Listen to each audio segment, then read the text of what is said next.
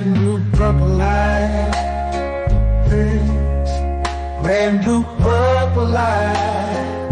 Friends, facts, red, blue, purple light. Friends, red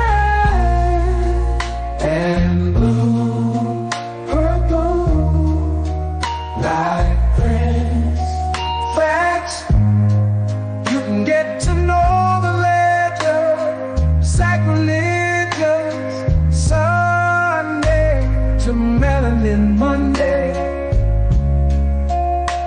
You can get to know the ledger. My love, just open your third eye on Thursday. Lord, the food, the art, the clothes, the Vatican's getting exposed fast. We put the show on the road. You better stay on your toes. I was till the land focused on the ego. Then I opened my heart, let go of the ego. Grand after grand, we stacking up these C notes. Facts, facts, yeah, we gon' put this shit on our backs. Facts, facts, we in your city, pull up where we at. Facts, facts, peace, love and light. Peace, love to the family. Dr. Umar has peace, love and light. To the family. Peace, love and light. To the family.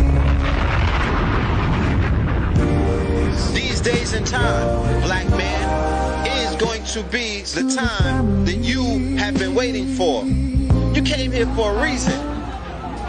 Whatever pressure, whatever adversity, whatever the fuck you feel, I don't know what you feel, but whatever you may be feeling is going to push you, and it's going to provoke you, and it's either going to make you or break you, similar to how pressure busts pipes or the shit makes diamonds.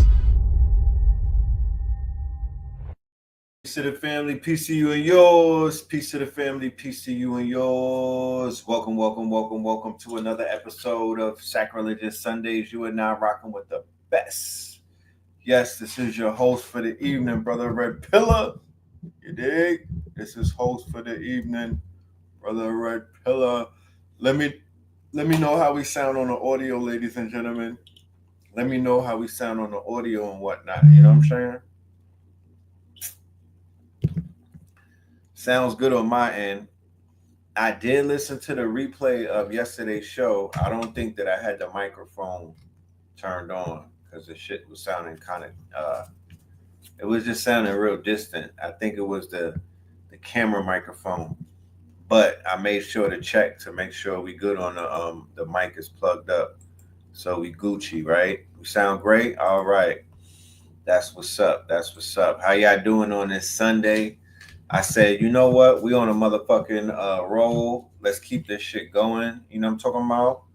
I was taking an old man's nap. I might have slept for like 2 hours today on some different type shit.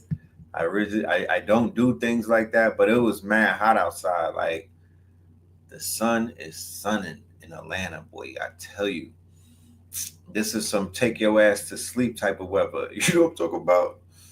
But we here on a Sunday. We're gonna have some good conversations and whatnot. We're gonna cover maybe a few topics, and then we're gonna cover the main topic, which is part 2 of the show that we did yesterday. Tonight we're gonna be talking about the frequencies, and we're going to introduce y'all to our very own melanated Whitney Webb. We have our own Whitney Webb in this community, and I'm going to introduce you to some of her work. You feel me? I'm going to introduce you to some of her work, her magnificent writing, and her journalism and whatnot.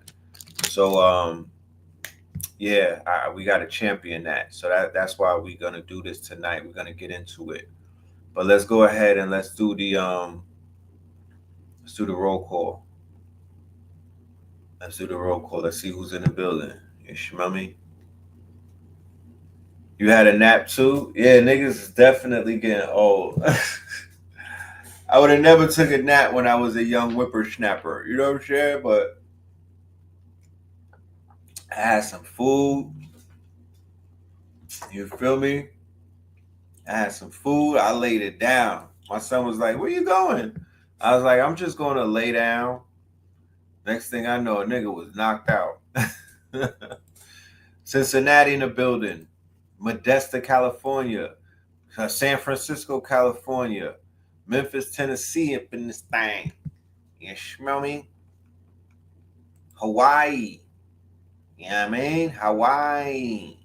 New Bedford, Nashville, Savannah, Corona, Billy, Massachusetts, Flint, Michigan, North Las Vegas, Tucson, Arizona, Fort Mill, San Jose, Delaware up in this. You said power naps are necessity sometimes. Yeah, I'm definitely realizing that.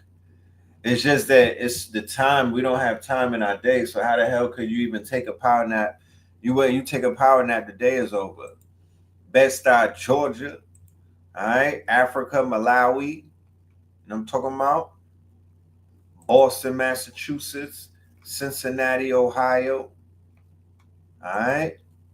NC up in this thing. Yeah, we love you too. Norfolk, Naptown, Columbus, Jersey, Cleveland, Ohio, Cleveland, Ohio, Richmond, Virginia, San Antonio. You know what I'm talking about? They call it Scam Antonio. Southside.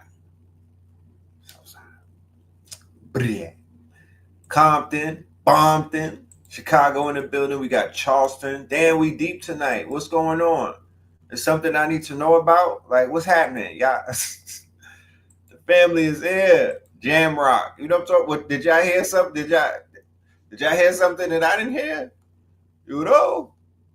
What's happening? You going to sleep around 4, waking up at 8? You a legend. You sound like me. You sound like me. I don't, yeah, my son wakes me up. I'll be like, can I please go back to sleep? Like, can I get a few more? You know, have I ever been to the Twin Festival? Nah. Me and Blue need to go there and shoot a video for the Twin album. Hollywood, California. Roxbury in this biatch. West Phoenix. El Paso, Texas. Belize, Nashville. Chi-Town. Merritt Island. OKC.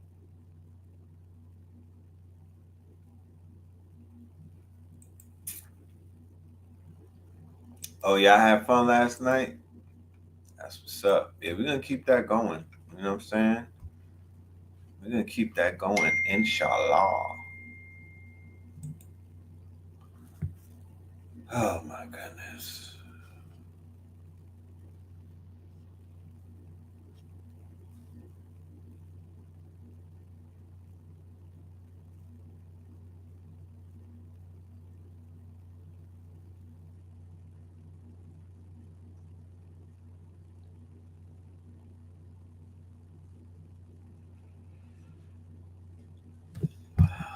Oh, shit.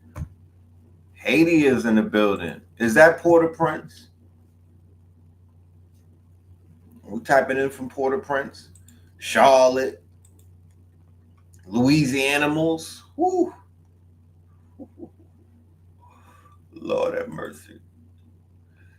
Delaware. Jacksonville. Look, the retrograde threw everyone's sleep schedule off. You ain't never lie.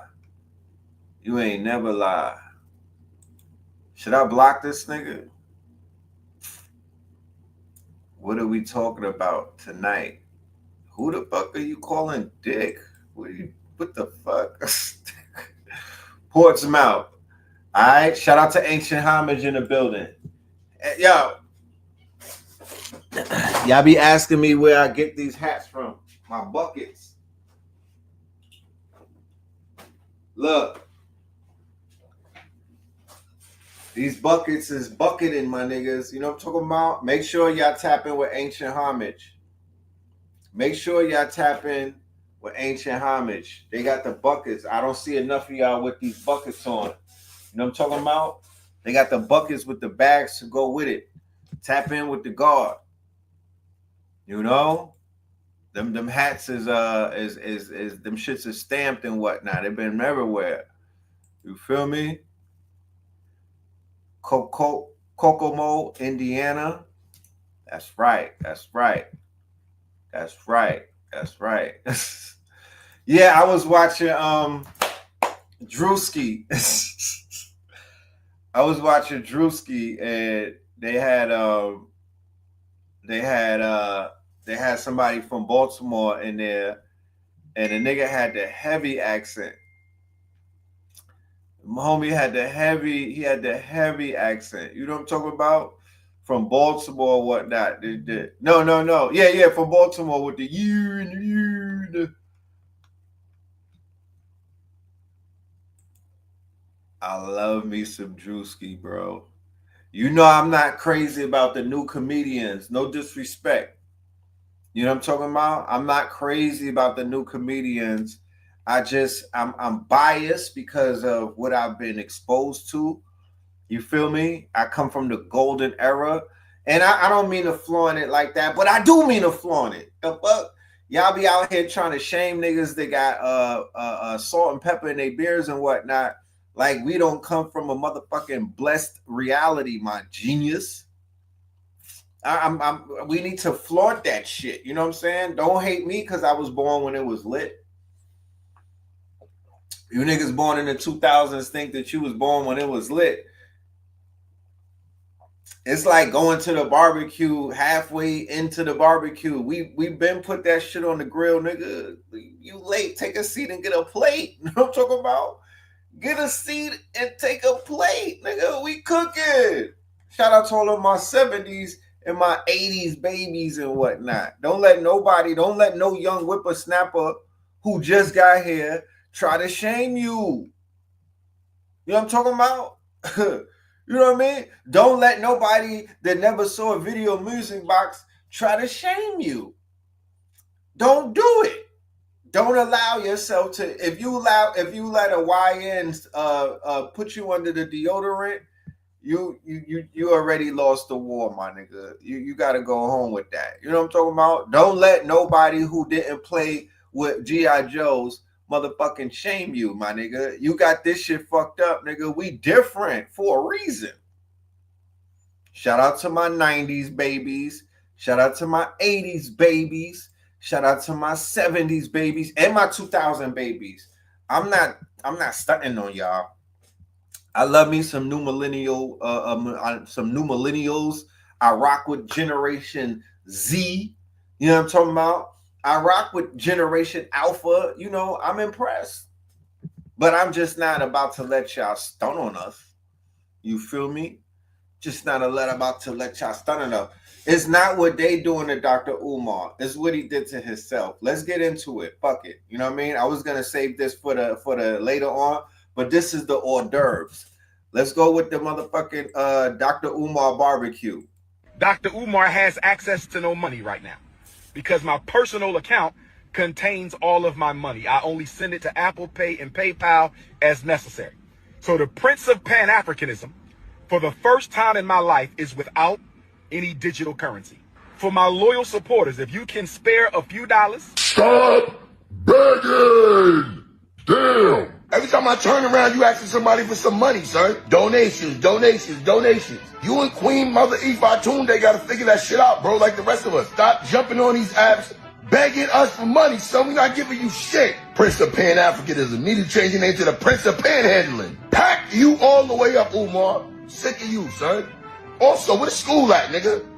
Where the school at? Where the school at?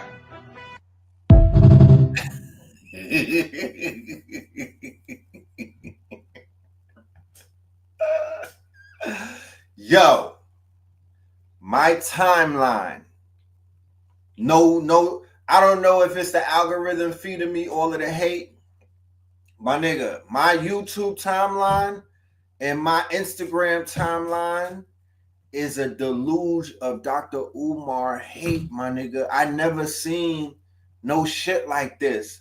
I thought that him calling his daughter Baby Smurf was the end.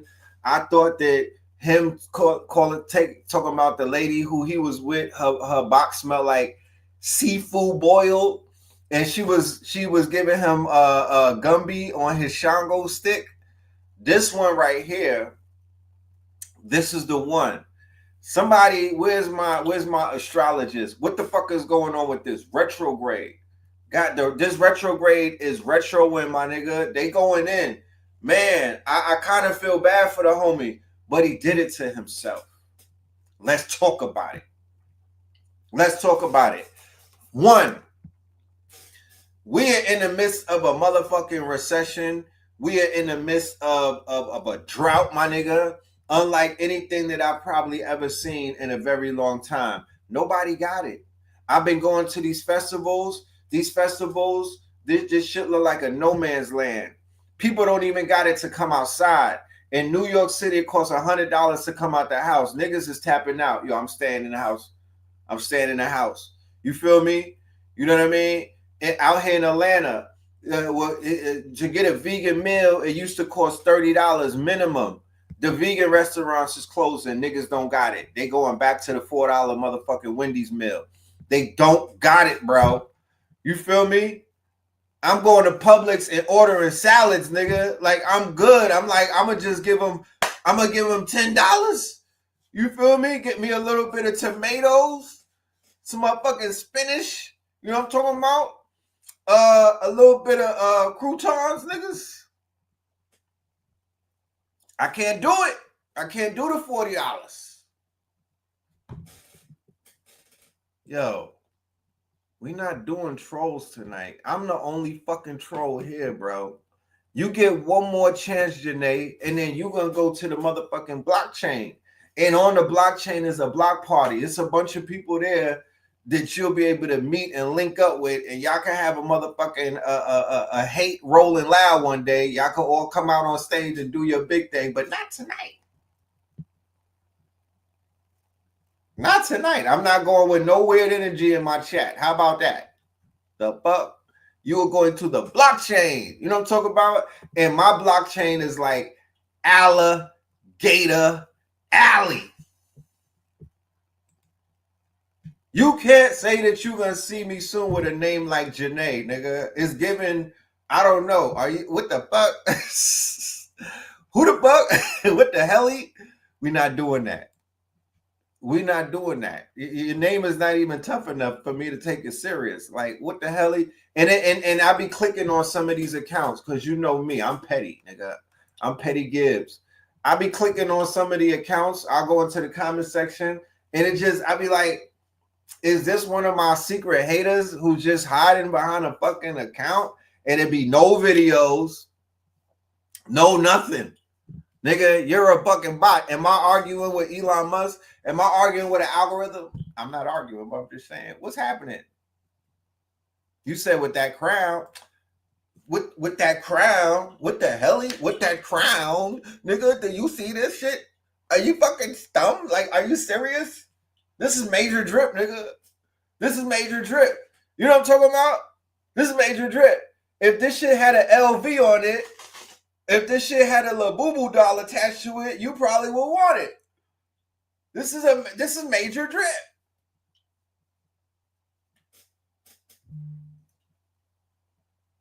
He said, I'm not a content creator. I create content. All right. You're not a content creator. You going to Alligator Alley. That's all I know. You go to Alligator Alley. Bye. Have fun. Find your way back, nigga. Find your way back, because I just put you on a motherfucking rocket ship somewhere. Come on back. You know what I mean? The retrograde is greater, niggas. Back to what we were saying a minute ago with your boy, King Kong of Consciousness.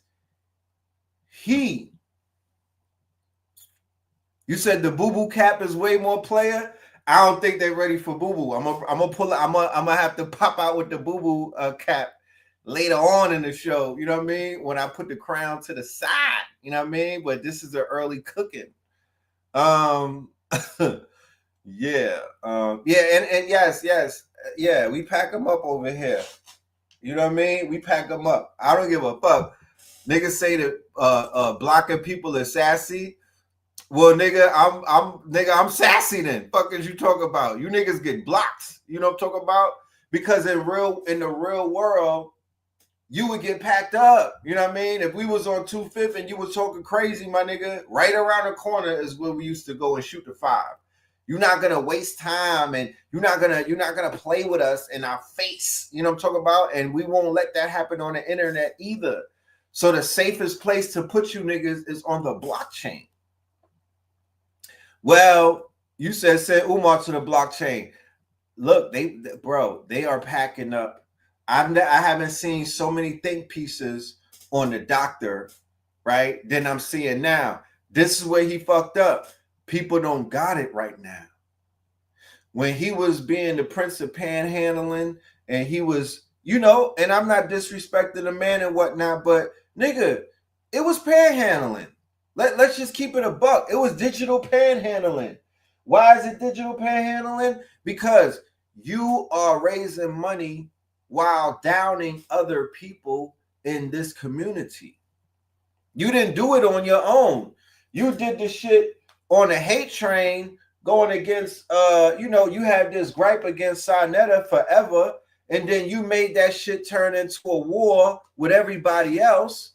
And what you didn't do, right, is you didn't build up a coalition. Him, B. Simone, Dr. Bryant, you didn't build up a coalition. So the same way that we are all collectively watching that Pan-African movement die in front of our face, we are watching some of the figures who has so much promise to them, has so much quote unquote, what would they call it? A potential. That shit is beginning to die out. And I'm just keeping it a buck from a unbiased position. I'm just not afraid to say what the fuck I see. You know what I mean? I'm not afraid to say what I'm seeing and whatnot. And people are finally figuring out that there's something not adding up. Lennon Honor is on your ass, bro.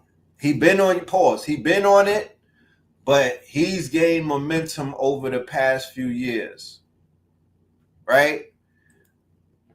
That girl that you was talking about and you was trying to downplay her, because this what happened. He went and did the video saying that, yo, I don't got no bread. First of all, let's address that. And once again, I'm not a pocket watcher. I don't even want to be involved with nobody's shit, bro. But you went public with it. You went on YouTube and you put your business in the streets. You allowed and opened up the door for people to critique you, bro. This is not the art of war. You can't do something like that when you are somebody who has declared war on everybody in this quote unquote community. When you little broed everybody who could have potentially been your allies. So you opened up scrutiny. Now niggas is out here scrutinizing you. Your daughter, she went in. Your nephew, he went in. The lady that you allegedly said that you didn't sleep with and you said she smelled like seafood boil, what happened was I never even wanted to watch her video. I wasn't invested like that. But because of what you did, you opened up this fucking wormhole or this can of whoop ass during the retrograde, and everybody is on your ass, bro. I fucked around and clicked on the video of the woman who he's saying that he's calling her Medea.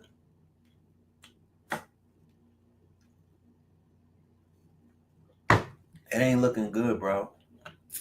You need more people. It ain't looking good, bro.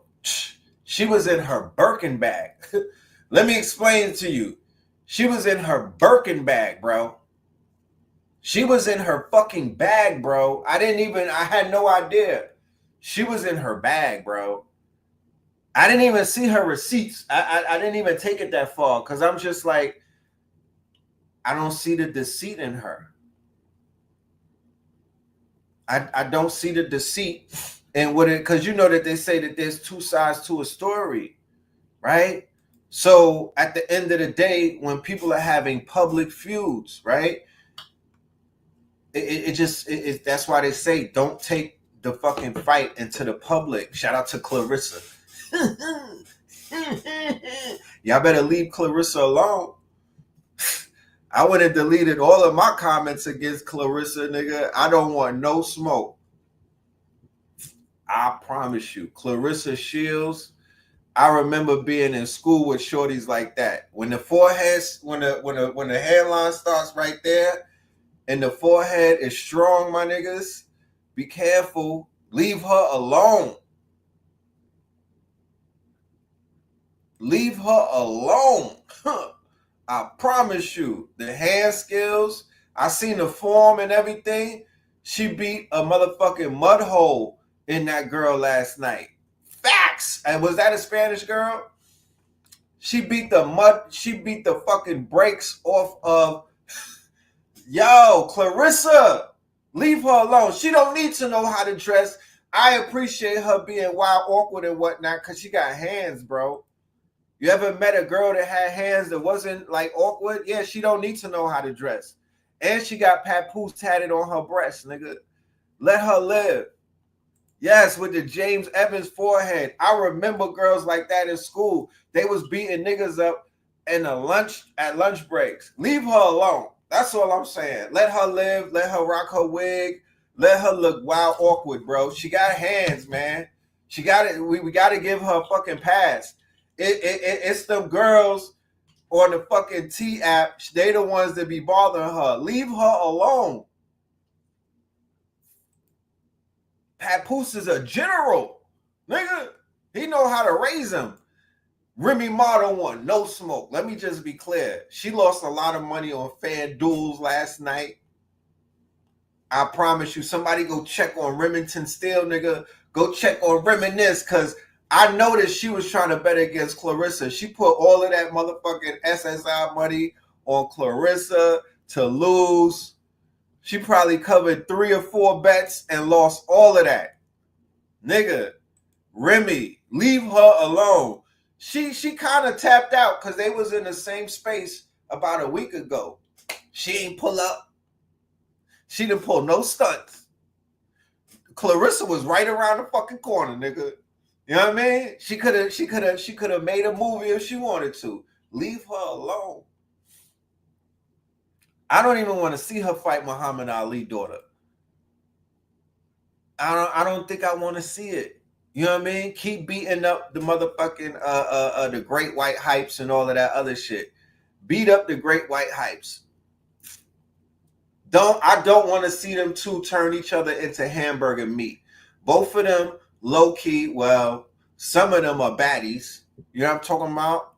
I don't want to see Layla Ali get too pieced up and whatnot. I don't, you know what I mean? It's just not something that I really need to see. You know what I'm saying? I'm come from the old school. Boxing is like, it's a sport, it's a science, but to me, it's also how I take out some of my you know, it's how you get back for racism. You know what I'm saying? Boxing is a professional way to beat up white people. You understand? That's where I come from. Mike Tyson punch out days and whatnot. And you know, Mike was laying out niggas from all ethnicities. But it looked so good when he was putting the brakes on the big ass white boys. Nigga, that shit used to feel liberating. You know what I'm saying? Let Clarissa do what she do, but son, leave Layla Ali alone. You know what I mean? Leave her alone. I know y'all got fake smoke and whatnot because y'all want to sell a fight, but leave her alone. You don't need that. Go fight a nigga. You feel me? Her hands are so good she could fight. Go fight a nigga. Go beat up on niggas that beat up on girls. That's where you would come in, Clarissa. Papoose, tap in with me. We should just do a cage in Times Square, and if it's a nigga in the tombs, you know, they got the jail and whatnot in Manhattan. Bring all of the niggas with domestics to come and fight Clarissa. You know what I'm talking about? Go bring all of the niggas with domestics to come and fight Clarissa to get some time off of their sentence and whatnot. You know what I mean? Tyrone versus Clarissa. Because she looked like she beat niggas up. Papoose, I hope you got all of that shit out your system and you don't want to go creeping no more. Because Lord have mercy, it's a different beatdown than what Remy would have gave you, my nigga, my ninja. You fuck around and go sleep with one of the bottle girls behind this chick back. You know what I'm talking about? You go ahead and slip up and lay one down with an OF model, nigga. Both of y'all getting beat up on live. Clarissa gonna tape you getting that. She gonna, nigga, you can't beat her. And Papoose got the East New York ashy knuckles. Like, he looked like he could throw a few, but you can't beat her, nigga. She will whoop your ass, nigga. I hope you got it out your system. Marry her, you know what I'm talking about? Treat her good, nigga. Put her up and get her away from us. Get her the fuck away from us. She's wild dangerous. We let her out the house where she's ready to just maul something. She had killer instinct. I seen the killer in her last night. I deleted all of my comments against Clarissa because I was clowning her. But I hope, nigga, the digital footprint has been scrubbed, nigga.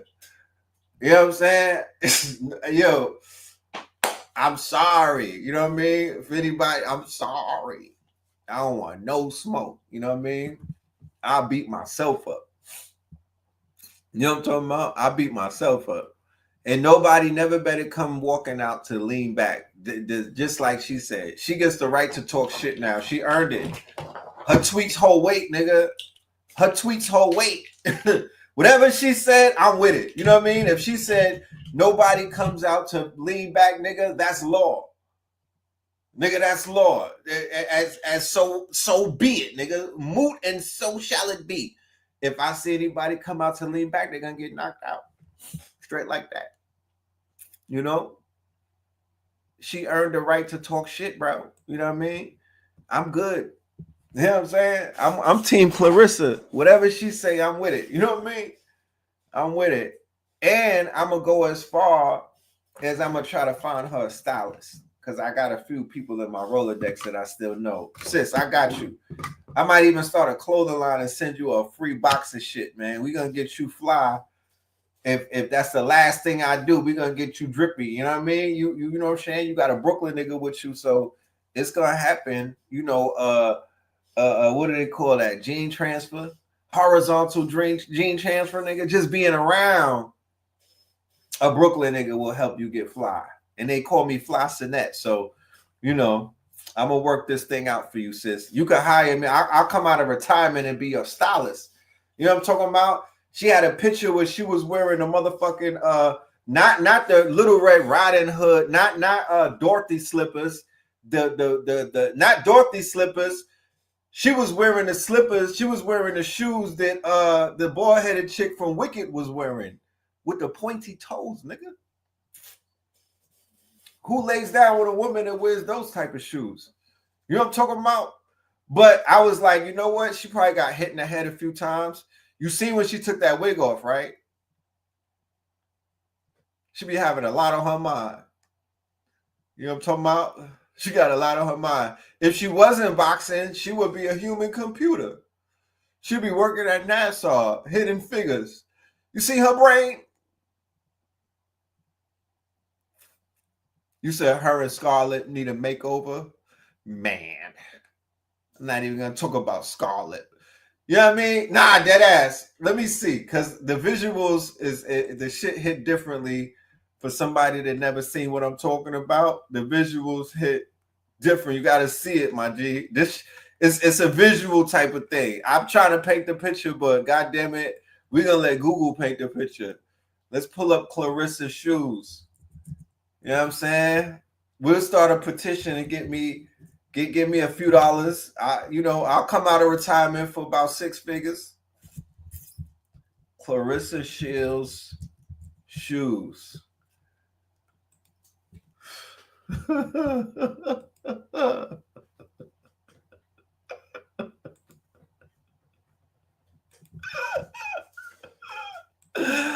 Family, y'all need to stop sparring with that beautiful young lady and hitting her in her fucking head, because goddamn it, it's affecting her fashion sense.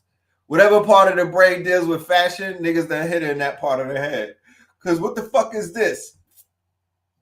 What is this? How we gonna make hot, passionate love if you pull up on a date wearing this, beloved? You know what I'm talking about? I'm a dine and dash on your ass. You know what I mean? Somebody said those are ballistic. If you pull up to a date wearing these, trying to get me hot and horny, my nigga, I'm dining and dashing. I'm gonna be like, yo, I'll be right back. I'm going to the bathroom. You know what I'm talking about? I got diarrhea. Give me a few minutes, and I'm finna climb out of the little window, nigga. And I'm calling a Tesla. I'm gonna call a Uber and demand a Tesla. I need a Tesla that's gonna drive me by itself. I don't even want to be in there with a human after all of this. Those are elf shoes. She knocked the fucking elf out and took the shoes, nigga. Like, those are elf shoes. Where is sis from? She from Detroit or Michigan? Where's she from? What part of Michigan is Honey from? Because I gotta know this. I gotta know. You know what I mean? I just need that as a reminder. So when I meet somebody from that part of town, I could immediately look at her shoes. Because Clarissa, what is that, son? What's going on, son? Respectfully. There go the wig coming off. Respectfully.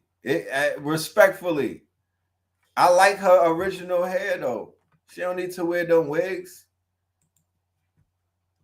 You got it. Look at you. You got it. You a legend. You a whole legend. We gonna clean you up. You are a whole legend. Don't let you 17 and 0. Don't let nobody make you feel lesser than, because you a whole legend. It's just that these shoes right here, we just got to get you, you know what I mean? We got to get you right. You take care of the top, we'll take care of the bottom. How about that? You got hands and whatnot, so you get a big pass. You know what I'm talking about? You get a big pass because you got hands. You know what I mean? You a warrior. Warriors, we should just get her the Xena. Remember the Xena boots, the rapper? She low key. She should get a shoe deal with the fucking with the Xena boots. She is bad though. She got them hands.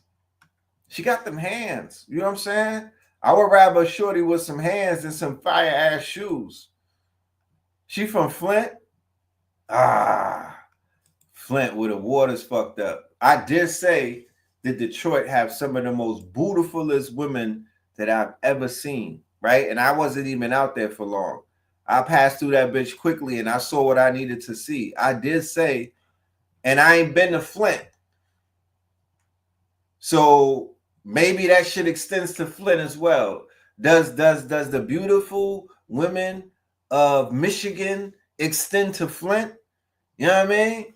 Let me know. Wait a minute. Where's Mayweather from? Mayweather's from Grand Rapids. What's up with you Michigan niggas and you fighting? And I now that I know, I'm choosing peace if I get into beef with anybody from Michigan. What's up with these Michigan niggas? Y'all some dangerous ass people. You know what I'm talking about? Y'all some dangerous ass people. Yes, there's beauty all over Michigan. Okay. You know that's where the tribes are from. You know that's where the tribes are from, right? That's where the civilized tribes is out of Michigan. So that's really indigenous. Where them fans at? Where them fans at? Yeah, all of that is indigenous. You feel me? Real talk.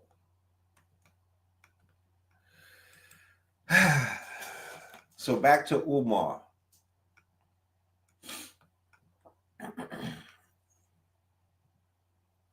Back to the brother Umar. Man, I don't really even know what to say. There's so many people going in on him. There's so many people, like there's so many people with and I'm not gonna make this show an anti-Umar show, because that's not even my speed like that. I don't talk down to the homie. I'm just a reporter. I'm unbiased at the end of the day. Like if I see Umar, I dap him up. You know what I mean? I don't have beef with that man. I don't have resentment towards him. I don't even look at him crazy and whatnot. I just think that he's been looking crazy. I just think that he's been looking crazy as of lately. And the way that people who are close to him have been expressing their sentiments and whatnot, it leads me to say, damn, bro. Damn, bro. We got to do better sometimes. We got to do better, because he might not see it.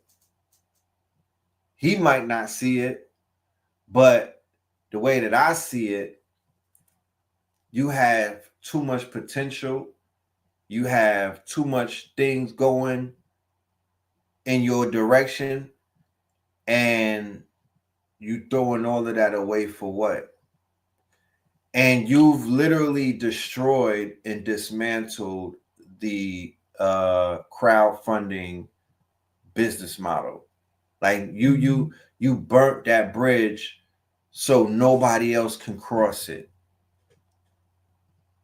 You've made this community look like a fucking laughing stock to people who we used to laugh at. You've given ammo to knuckle draggers. You make it dangerous, because here it is. There's been people, like, you know, people who are not conscious don't know anything about consciousness. They don't know anything about the hierarchy in consciousness. They don't know anything about who's who in consciousness. They just on the outside looking in and looking for a reason to fucking hate on you. You, the person who is the black sheep of the family. You, the person who decided that you wanted to grow your locks. You, the person that decided that you didn't want to eat meat, pause. You didn't want to participate in nigga activities. You, the person who wowed out on your family members when your ass woke up and whatnot. So now, everybody who's claiming to be a teacher, who was kind of like, they were almost like your security and whatnot.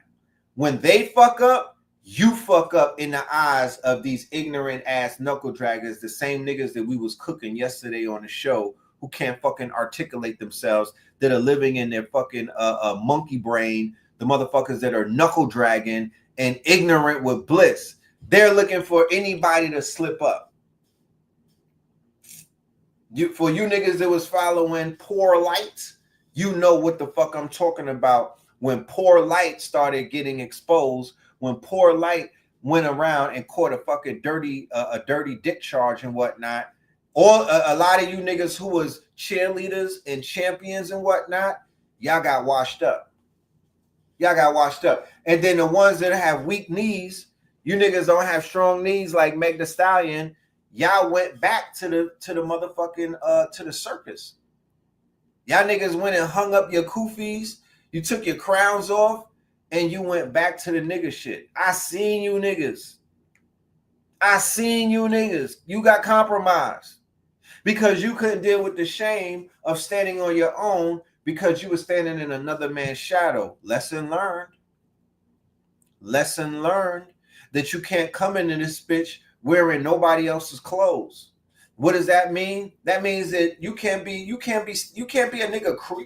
You was underneath, y'all was underneath, y'all was the crutch underneath the deodorant of these teachers. Who was holding them up? You were. Who's holding the fucking King Kong of consciousness up? The people that's holding them up. Who was holding Poor Light up? A bunch of dumbass niggas. A bunch of dumbass niggas. I was going through some videos the other day. Well, yesterday. Well, shit, today too. And I came across the famous Polite video that we did on Black Magic. The video that started all of the hate with all of you weird ass niggas. You know what I'm talking about? The video that started the motherfucking big split in consciousness that they're still splitting. Oh man, I thought I downloaded it. Where the fuck is it? I swore that I did. I was gonna pull it up, but it's still on the internet where we was talking about the polite shit.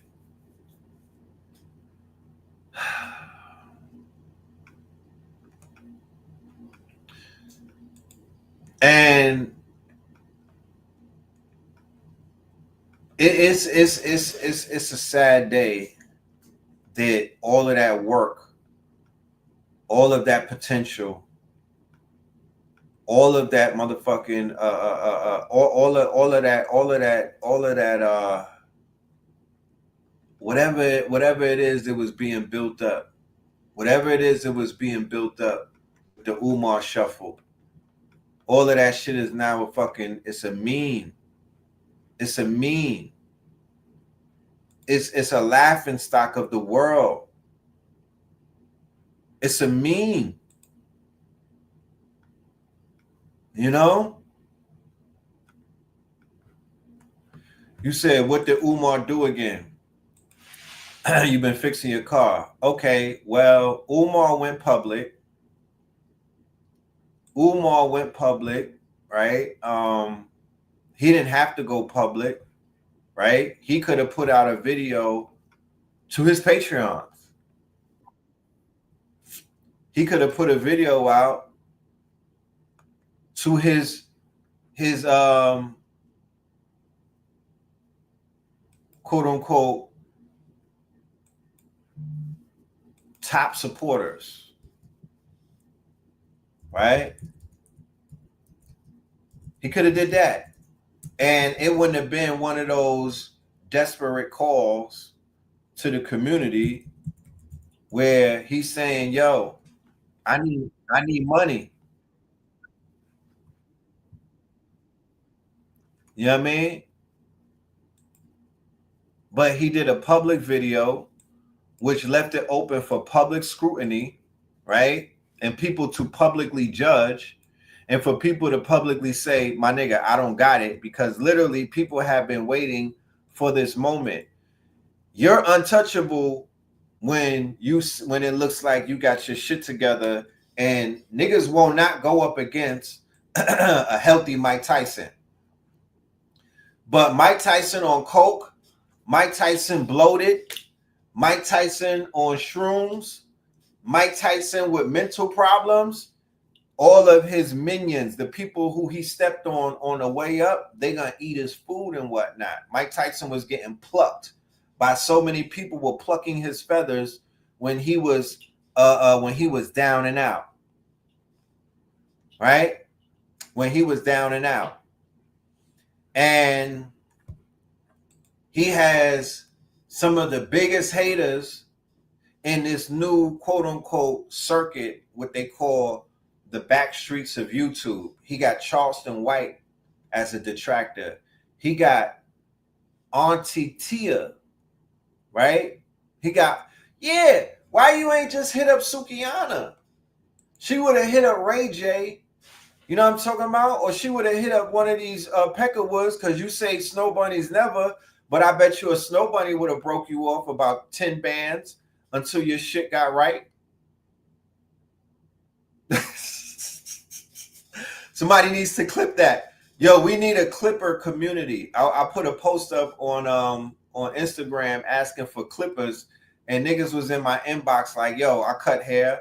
I'm like, yo, we wild far behind. Niggas don't even know what clippers are. You know what I'm talking about? We niggas was like, yeah, I cut hair red. I do fades. I'm like, nigga, I'm not asking for no fucking clippers. I'm looking for people that's clipping videos.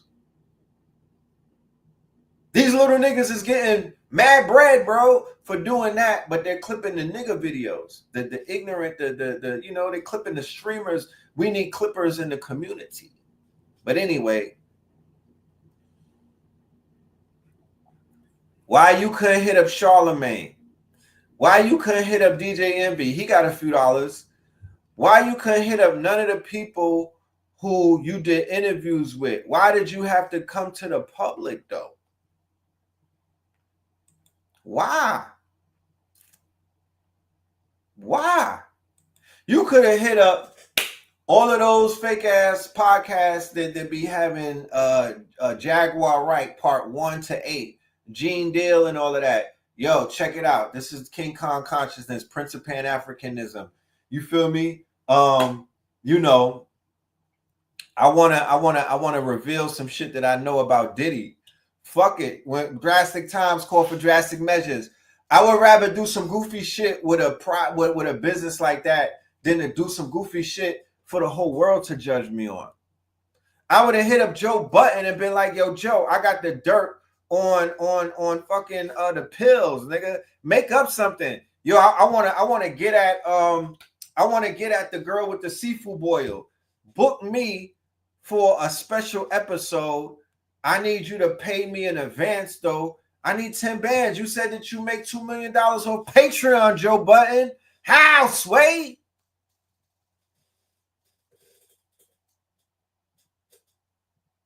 So many of our people go to Africa and never come back the same. I'm going to just leave it at that. Shout out to my fucking Africans. So many of our people go to Africa and they don't come back the same, bro. What's going on with our people? Where them fans at? Like, think about that. If you exhausted all of your quote-unquote options, then you go to the people. You feel me? Then you go to the people.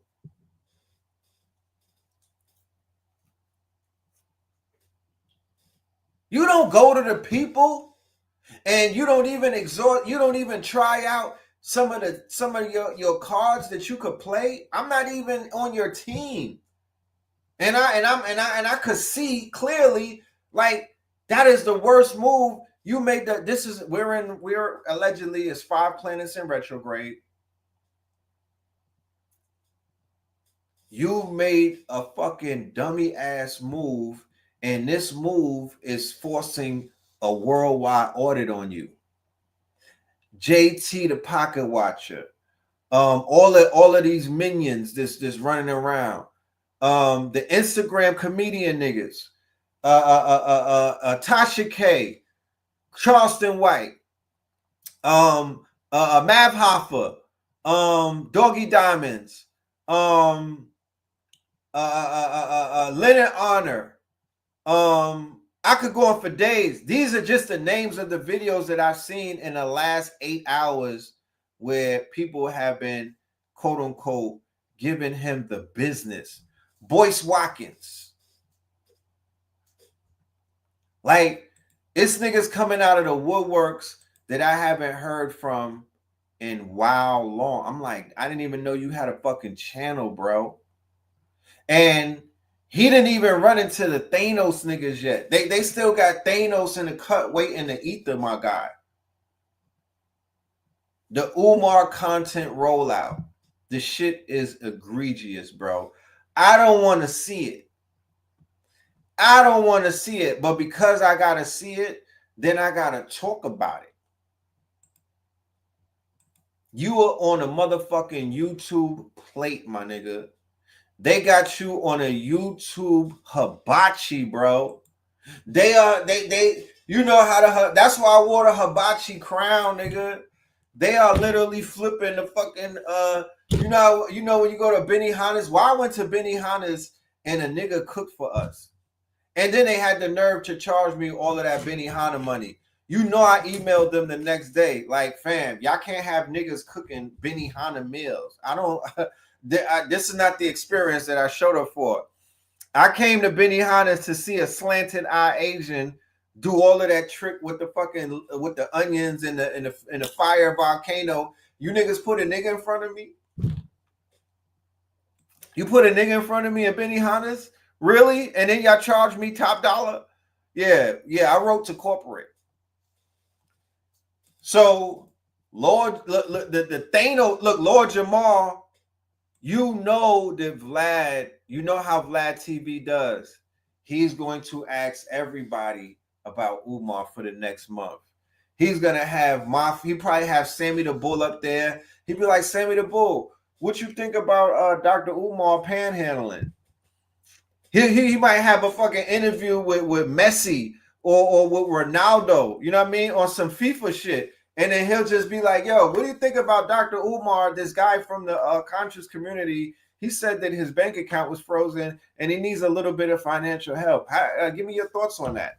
He's going to ask the comedians, Ari Spears. He's going to ask Boozy. He's going to ask Ludacris. He's going to ask Lord Jamal. Like, how did you set yourself up? And literally, how behind bills are you, my guy? I would have sold the dashikis on eBay. Nigga, you could have sold your boxes on OnlyFans. I would have started an OnlyFans before I asked you niggas for some bread. Facts. King Kong, you know, when they have the little you know, when they have the link in the IG, and then it'd be like, and you click on it, and you know, thirsty niggas is like, you know what I'm saying? You be like, damn, shorty a baddie. Let me see if she have a fans league, nigga. Yeah, mine was on Drewski. What's happening, family? I would have sold a wing of the school on Peer Spaces. You understand? I know he got some coochie eating videos in his phone. Fuck that. I would have started a fans league and used the AI to hide my face, nigga. They'd have been like, damn, that look like Umar. He should have came and consulted me. I'd have took care of him, man. I'd have took care of him. Now he gonna be on Could Have Been Records.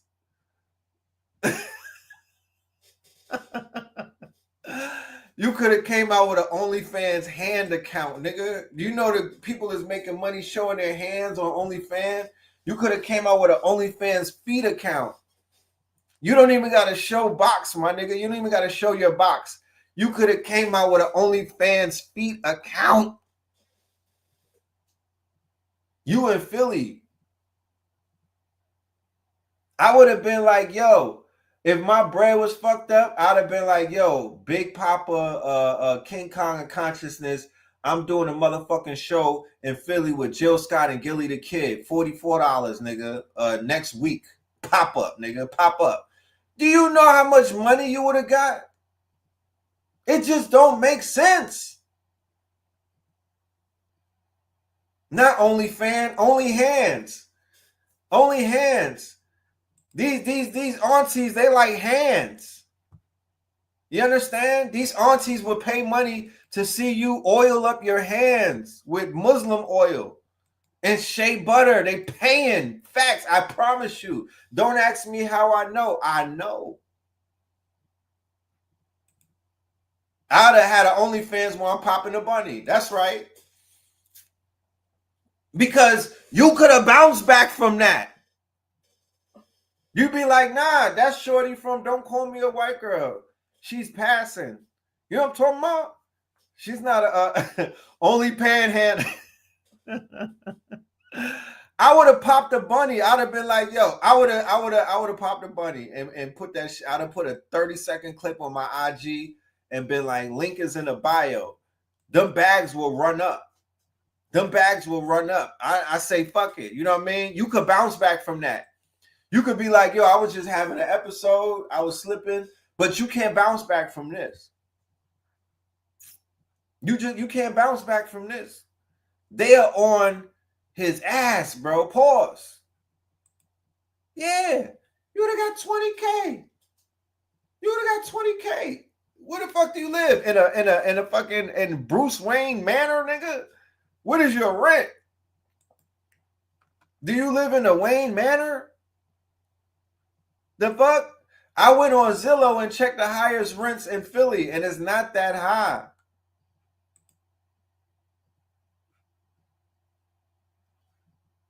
Like,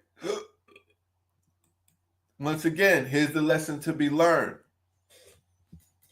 Collaboration is key in this community moving forward, especially in this economy. Collaboration is key. You can't burn bridges of people who you should be working with. This Pan-African movement supposed to have been light years ahead of where the fuck it's at on the side of the highway. It's the Pan-African movement is like a China bus right now. That shit is on the side of 85 with 3 flats. Them niggas with the feathers and the fans and everything, they done took all of that momentum and ran with it. The FBA and the where them fans at, the Big Chief movement, they got niggas not wanting to go back to Ghana. They got niggas not wanting to go to Ghana. I would have went to fucking Ghana. Instead of asking you niggas for $1, I'd have went to Ghana and helped the EYL niggas build out their cul-de-sac. I'd have been like, yo, the King Kong of consciousness, I'm coming to lend a fucking helping hand in Ghana. You know? Why you don't call all of them EFA people in Africa to send a few dollars? I'm perplexed, because you know they be fleecing niggas. When you get into them religions, you got a nigga from the Congo hitting you up every Wednesday like, yo, we need $5,000 because somebody's trying to come and get you. Hurry up and send it Western Union now. They be in your pockets when you get involved with them fucking African centered situations. That's the new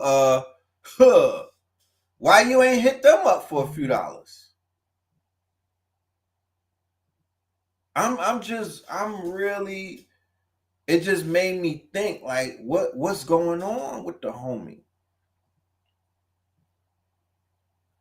So it affects our community negatively because everybody is going to paint the whole fucking community with that picture. It affects his followers, because people from KTL know the ledge when we were platforming him back in the days on a radio show. It was our audience that was some of the first investors. It was our audience that was some of the first quote unquote supporters of that man. It was our audience, know the ledge, right? It was our audience who were some of the first ones to break bread with bro. You know what I'm saying? I think he even jumped his goddamn campaign off on the radio show. So it's like 15 years later, I feel that all of the hands and he's, you know, this is a 15-year spades game, and he might be playing one of his last books. You know, he might be playing one of his last books and whatnot. Once again, you can't even launch a crowdfunding campaign in this community without being clowned, without being told that you a scammer, without being compared. What about this brother? What about that brother? What about this? Everybody puts you in the same pot. You destroyed the whole fucking business model that literally could have built up communities. Like, we could build up a community off of crowdfunding. We could build up a whole fuck a school. We could build a community up. But that's not going to happen because that opportunity has been completely pillaged by one individual who isolated himself and distant and then threw rocks at everybody else that didn't even throw rocks at him. Like everybody was catching strays and whatnot, and it was like we didn't even, nobody even cooked you. Nobody even said your name in a negative type of way. You declared war on the whole community based off of you falling out with Netter, bro. That shit don't make no sense. Like low key, that's some agent shit, bro. Low key, that's agent, that's COINTELPRO 101, my nigga. Jay Morrison, yeah, another one.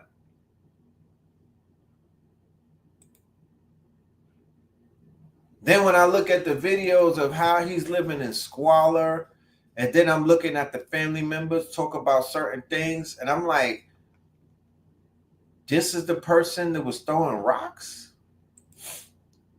This was the person that was elevating himself by standing on the fucking shoulders and then stepping on the heads of the people who helped him out? This is crazy. Like this is fucking crazy. But that sun has set, bro. That sun has set. Because one of the things about the teachers going astray, right? The ill thing about a teacher going astray versus a celebrity or artist or you know, whatever. The artists don't have the hearts and the minds of the people the way that the teachers do. Let's talk about it. The teachers have a special place inside of the hearts and the minds of the people. They've discovered a new valve. They've discovered a new chamber in the people's hearts that a politician, that a motherfucking rapper, that an athlete, and that an actor does not have access to.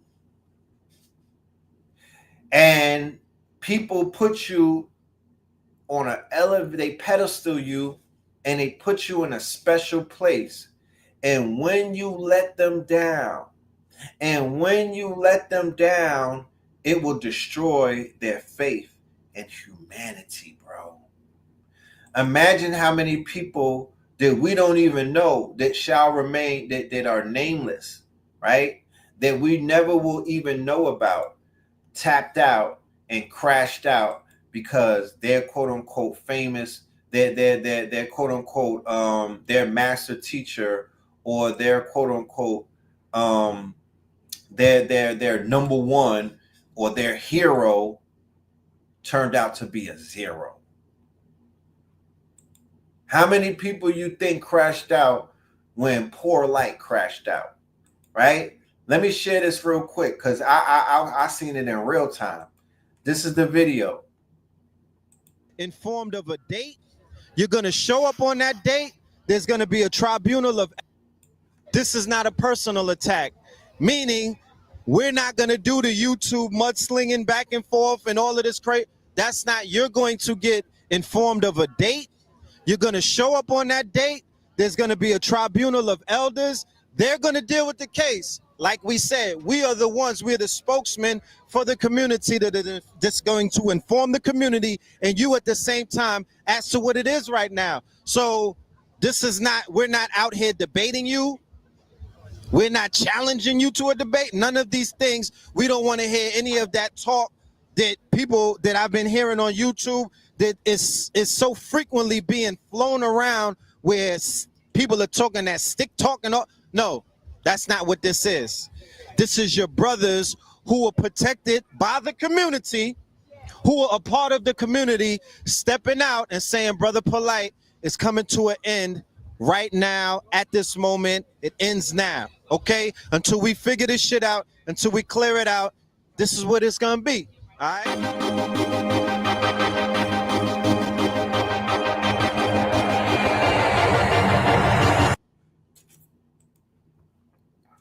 So you would have thought that was the video they had the community turn on us.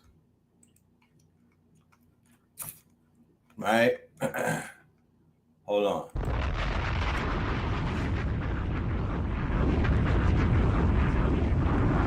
That was the community that had the community. That was the video that made the community turn on us. Sinetta, Inky, a few other clowns, you know, they turned on us as a result of us outing their quote unquote money ticket, their ticket out the hood. You know what I mean? Their motherfucking their Jake Paul and whatnot. You know what I mean? That was the video that split the community and is responsible for forming paradigm. We stopped fucking with a lot of people as a result of that. And the amount of inboxes of people hating and crying and acting like fucking weirdos and whatnot, like they were the persons that we were addressing in that video. Yo, how could y'all be like that? How could y'all do that? I believed in y'all. I believed in y'all.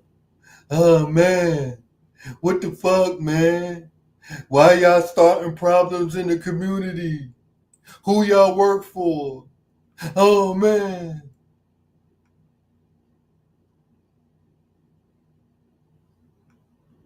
This is before the little girl got raped.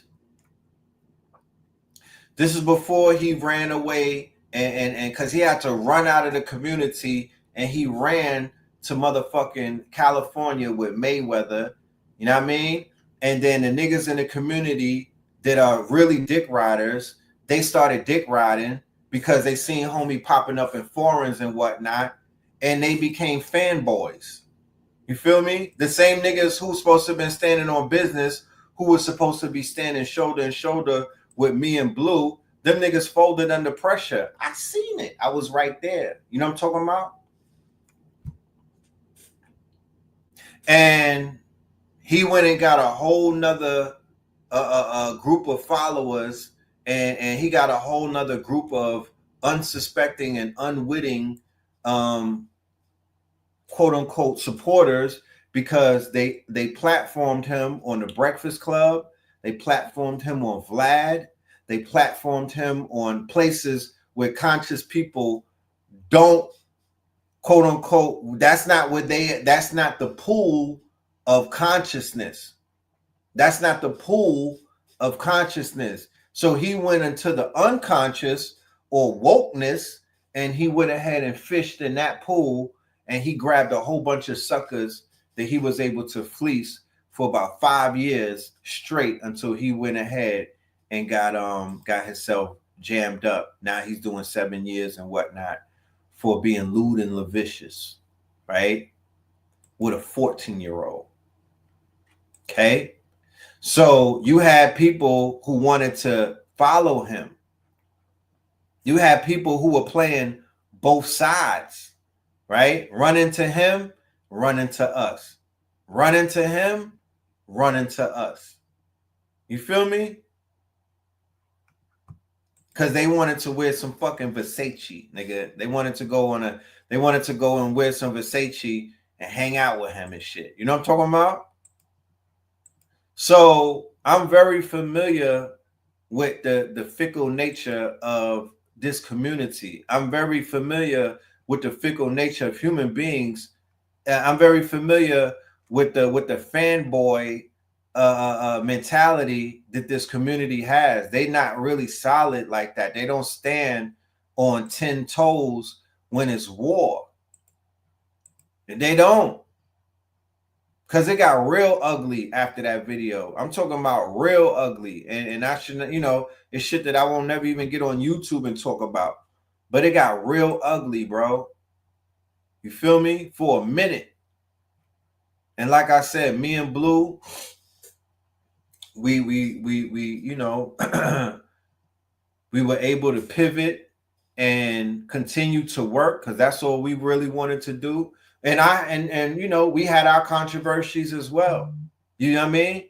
But at the end of the day, sometimes everybody got to put all their shit out there, and then they got to heal from that. and we were able to pivot, and we ran into some people who are not perfect.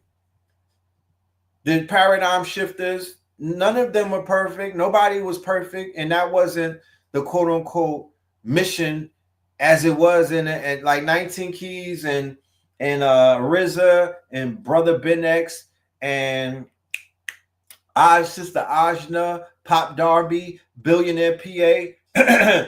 They were not conscious. Let's be clear. They were not part of the conscious community. They did not take a pledge to be perfect in y'all people's eyes and whatnot. That's not what they were. That's not what they were. But they were active. And they were willing to come together. You feel me? They were willing to come together to do some work for the people. And at the end of the day, that's all that mattered. And it was understood from the inception that we're all working to better ourselves. Me and Blue will be a shining example of where we want people to reach, whatever heights that we want people to reach. And I would say that some of them pulled themselves up and they reached those heights. You feel me? They saw the example and they was able to pull themselves up and reach those heights, and they got disciplined and they got to it. Feel me? Shout out to RZA. You know what I mean? Shout out to everybody who got themselves, built their brand up, cleaned themselves up, you know, and made an impact in the community. And then when you look back at it, when it's all said and done, even the whole community, even when you look at Black Magic's roster, that roster completely changed from that time period to where we are now, right? The Dr. B Serious, the Rod Hayes, none of them people were from that era. All of those people are a new era. Billy Carson and all of that is a new era of teachers. Vicky Dillard, all of them is new people. They all are new. If y'all been following, you know what I'm talking about. That it's all a new era. So that whole era got changed that day that this video came out. The ending of that whole era was, I would say, it wasn't necessarily this video that did it, but this video played a big part in ending of that era. And basically what this video was saying was, you got to choose, you got to pick a side. And I hope that you're not on the wrong side of history, because my nigga, when that boat sinks, you going down with it. Choose wisely. Choose wisely. And I'm not here beating on my chest and everything, and I'm not here to kind of like hum a stunt, but that's what happened. That's what happened. And people don't know the history because, once again, our community is so many videos, so many channels and whatnot that fell off. And there's so many channels that really don't contribute to the complete ecosystem. Let me and Blue slip up and do some fuck shit. You're gonna have 100 channels activate to bring us down, but there's no channels that are telling the real history of consciousness. You don't got channels that are clipping videos. You don't have like the shit that the hip hop community has, the shit that the streamers have. We don't have that over here. And I would say that we might be doing, not we as in me and Blue, it's not egotistical. I'm just saying we as in the master teachers, we might be doing the most important work for Black people, right? Out of all of our people. You know what I'm saying? Who else is doing the work? Is it the Democrats? Is it the woke niggas? Is it Amanda Seals and them? Is it the college educated Negroes? The Oaks Bluff Morehouse niggas? Is it the Democrats? Is it the revolutionary frontline people that like to march who got popping ass calves? Like, who is holding our people up? Who's curing AIDS? Who's helping people live with cancer, herpes, AIDS, syphilis, and all of that? Who's healing our people? Because when the whole Sabi thing, after 2020, when the Sabi wave came and then everybody turned into a healer, it was a good thing and it was a bad thing, because what it did is it kind of like outshined the true healers who necessarily didn't do YouTube. They didn't need a YouTube. They didn't need video. They didn't need to go viral. They were still doing the work quietly. Because if I'm curing AIDS, I'm not curing AIDS and then getting on the internet to talk about it. You know what I mean?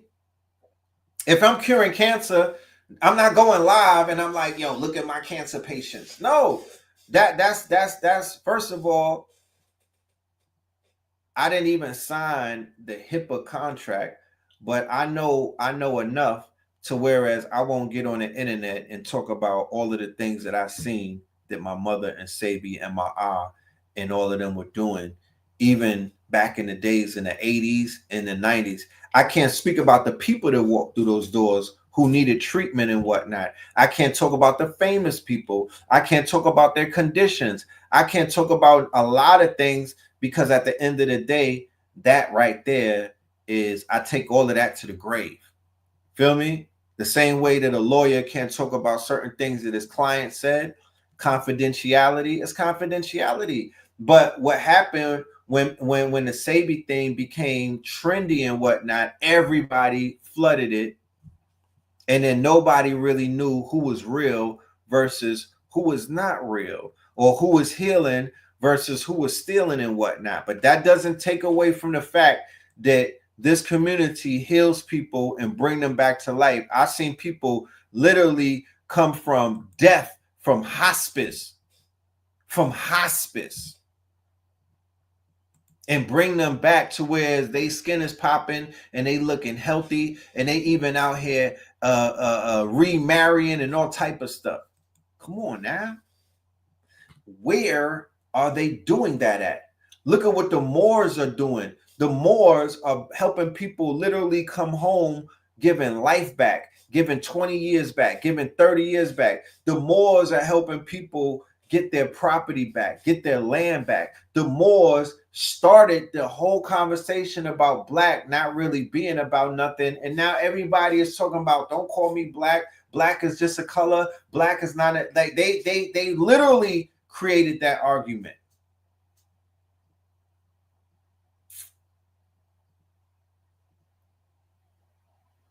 Do you know even the elders who we were bringing to the council for Polite, the minute they heard when Polite and them did the response video and they was like, oh, you and your brother, y'all out here, y'all old people packages, y'all have some nerve talking about what I'm doing.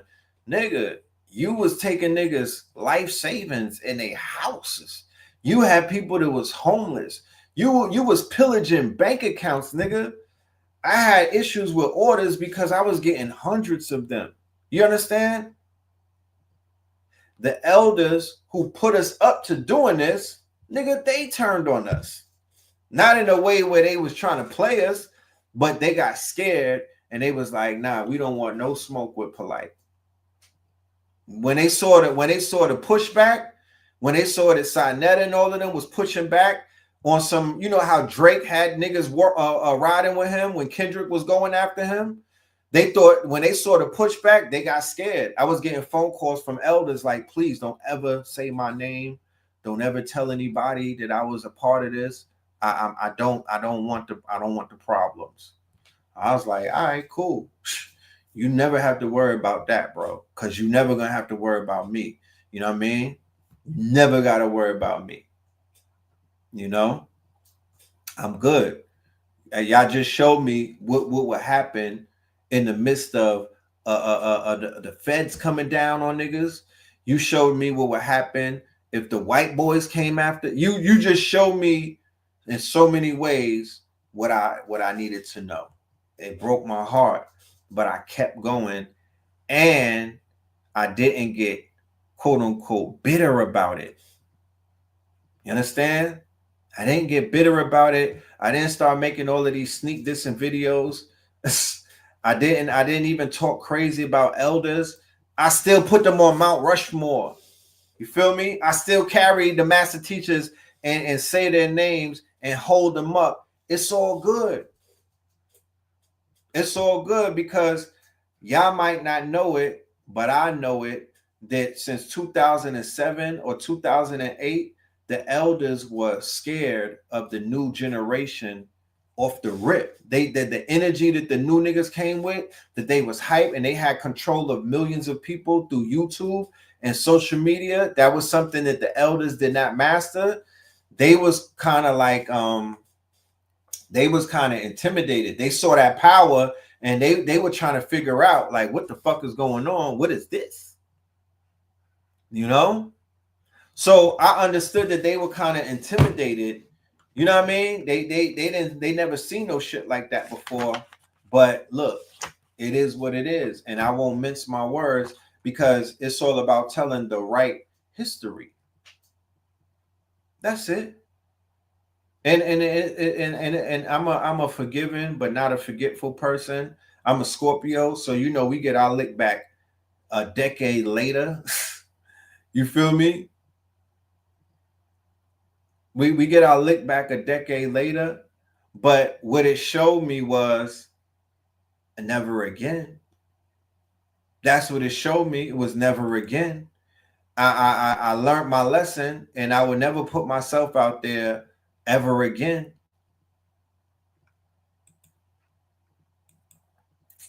Yeah, I was aggressive in the debates. Yeah. I mean, like I said, the level of aggressiveness that was going on, the level of, you know, just the Shango energy that was in Harlem and it was going through YouTube, it's nothing like it was today. Like if people get scared these days and they like, oh shit is going, no, you had to be there. There's I don't give a fuck what's going on. I don't give a fuck what's going on the internet these days. It will never compare to the climate that was being built up in the debate era. Nah.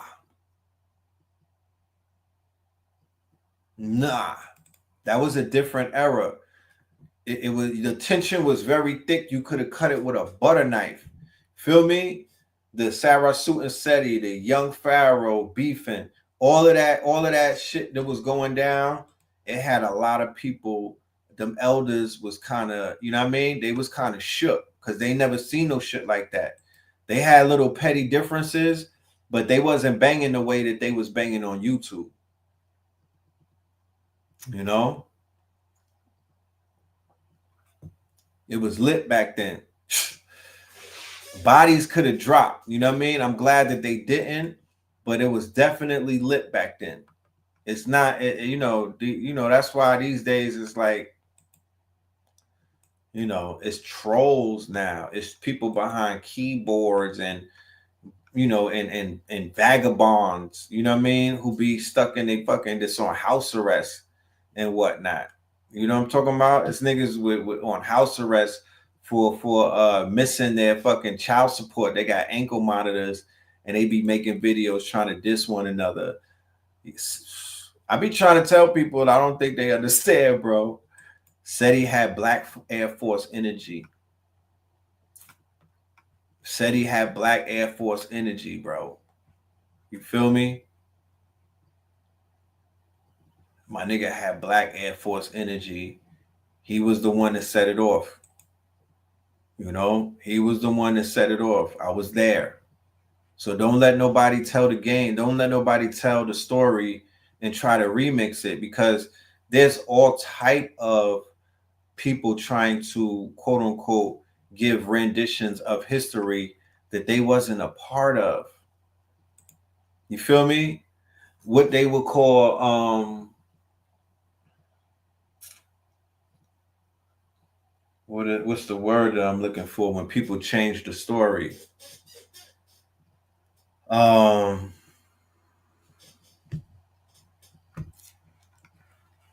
They just yeah they changing it. You know what I mean? People are changing the stories. People are changing the stories. You know what I'm saying? They're remixing it. They're remixing the storyline to make themselves look like they had something to do with something that they were the supporting cast. You understand what the narrative revisionists? There's so many revisionists. There's so many revisionists. They are they're history revisionists, and they are embellishing the story to make themselves seem like they are. That's like who saw Superman, right? That's like fucking Lois Lane or the dog trying to act like that they was doing shit, that they were Superman. When they tell the story from the dog's perspective, and the dog try to make it look like that the dog was the star or the main character of the movie. No, nigga, you the supporting cast, nigga. It's about Superman. The fuck? They think that they crypto, right? They trying to tell the story from the perspective of crypto, and crypto is trying to act like the main character. You don't got main character energy. Your storyline is not part of the main character. You feel me? You not DDG, nigga. You the cameraman.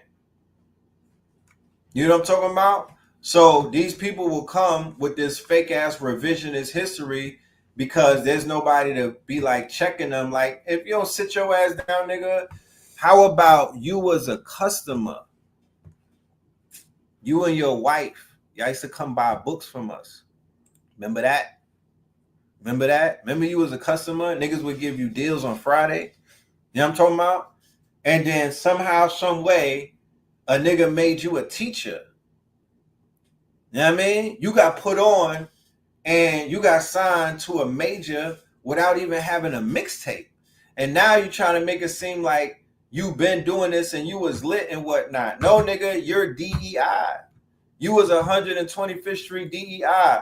Sinetta basically signed you to the label without a fucking without a mixtape, nigga.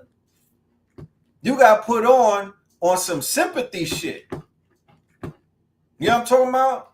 It's niggas that got put on sympathy. Yes, you were 125th Street DEI because they had to bring in weird. They had a mandate that at least 2 weird niggas had to be a part of this collective, and you were the weird nigga. So now people running around like they was ordained. You know what I'm talking about? Like they was ordained. Then there's people who they part of the victims unit. You know what I'm talking about? These niggas was part of the fucking victims unit, and somehow they went from being a victims unit to being a fucking YouTube personality. How, Sway? That wasn't ordained, nigga. That wasn't a part of the script. So it's a lot of people who did not have main character energy, but because there's no main characters really playing this shit right now, they try to insert themselves and they try to make themselves seem like they were not in the fucking D leagues and whatnot. You know what I mean? Bro, cut it out. Cut it out. That's why the story needs to be told by those who were there. And I'm going to keep it, like I said, as it stands.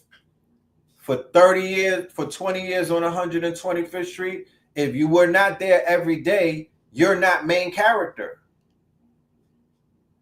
That's like a fucking sitcom. That's like Three's Company, and you're not a part of the three in the company. You are the landlord who occasionally stop by. How are you main character? Think about that. You not Jack Tripper, and you not them 2 broads, but you main character. So if you are not on 125th Street every day, you're not even a part of the main cast. You are the supporting cast. You know what I mean? It's you Ralph Furley, nigga. Yeah, you Mr. Furley. You know what I'm talking about? You giving Mr. Furley. You're not in the script. You got written into the script. So don't ever allow anybody ever to try to, I don't give a fuck how many views they had on YouTube. I don't give a fuck how many followers they got. All of that stupid shit don't mean nothing. Were you there every single day when the cameras were off? Were you a part of that process? Because there was 4 people that I remember that was out there every day who I don't want to hear from nobody else unless it's these 4 people. One is Dr. Jack Felder, and he's no longer with us. Rest in peace, rise in power to the great elder who basically allowed me to come on 125th Street. I had to talk to him about it, right? Then it's his son, Nova Felder, who took over, right? And Nova Felder was there today in 2005 when I came out there, and Nova was there because it was going on before 2005, but nigga, it started when I got there. You know what I mean? That and the way if I gotta tell it the way that I tell it, what they call conscious community, there wasn't no conscious community before I got on 125th Street. They were doing something, but it wasn't the conscious community. Let's be clear. They were selling DVDs.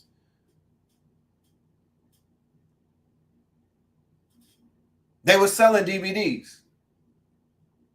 And it was popping and it was lit, but it wasn't a community, bro. So Nova Felder, Brother Sutek, Sonetta, and Red Pill. Okay? And everybody else is the supporting cast. You know? Everybody else is the supporting cast. That's what it is. Polite used to walk on the other side of the street. He was scared to walk past Sonetta for years. Him and his wife and whatnot would be carrying tables and books, and they would be avoiding him. Okay? They would be avoiding him.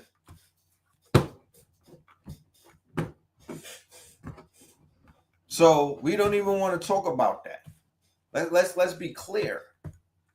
Main character energy.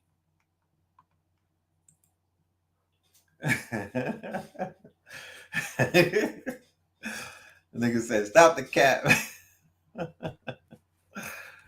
You feel me? It is what it is. It is what it is. And the people who played their parts, the supporting cast, they played hell of a roles. They contributed very heavy. Everybody is a star. Everybody was a star. Every Naga is a star. Nobody is bigger than the next man. Nobody is bigger than the next man. Nobody is more important than the next man. When I say main character energy, only a goofy is going to feel offended by that.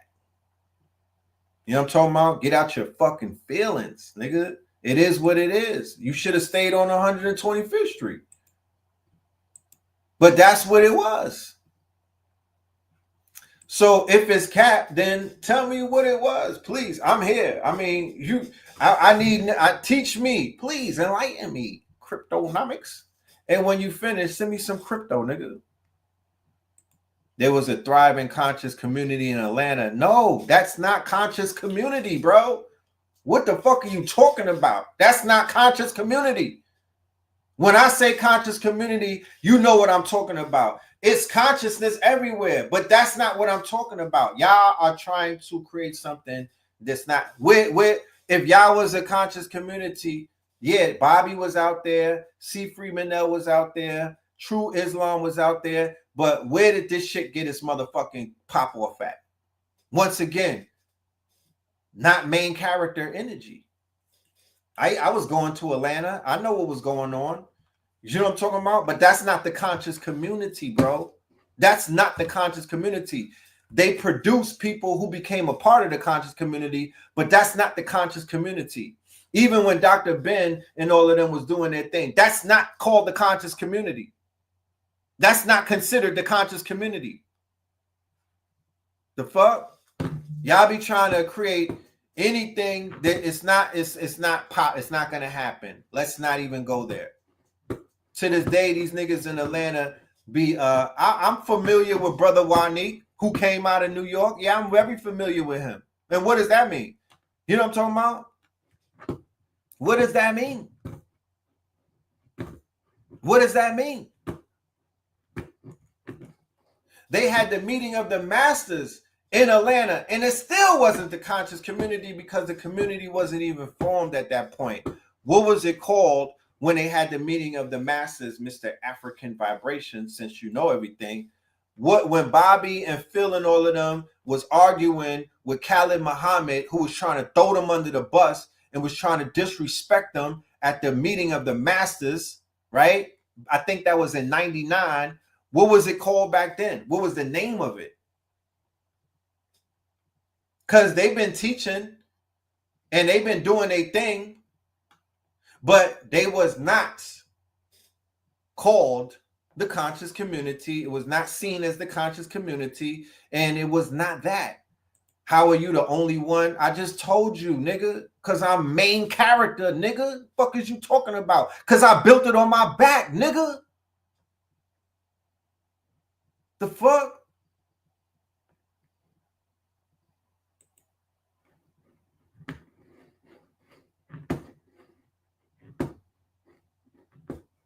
The conscious community is a mycelium network of like-minded individuals. No, it's not. No, it's not. No, it's not.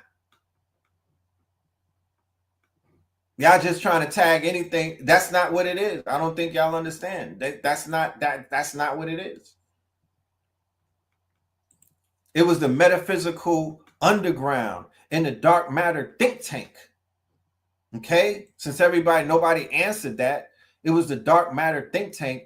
When you run into Phil Valentine, he'll explain what that is. And there was a period where it was splintered. There was Bobby Hemmett's side and there was Phil Valentine's side. And they had two different, there was different factions.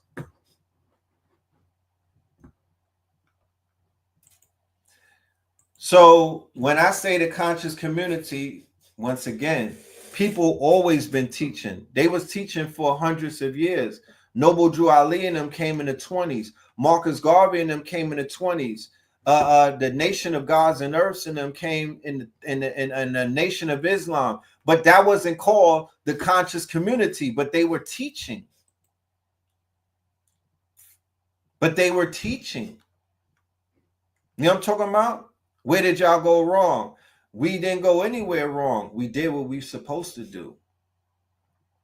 And we did what we were supposed to do. That period of time where we were doing what we were doing, we did the job. What you need us, what else? What are you doing? Where's your community? What are you building off of what the fuck was already built? You know what I mean? Because the fact that the conscious community should die, right? And something new has to be born. It can't last forever. It did what it need to do. The conscious community is some New York City stuff. What else was it? What else was it? It was y'all saw it through YouTube. Tell me where else was it at?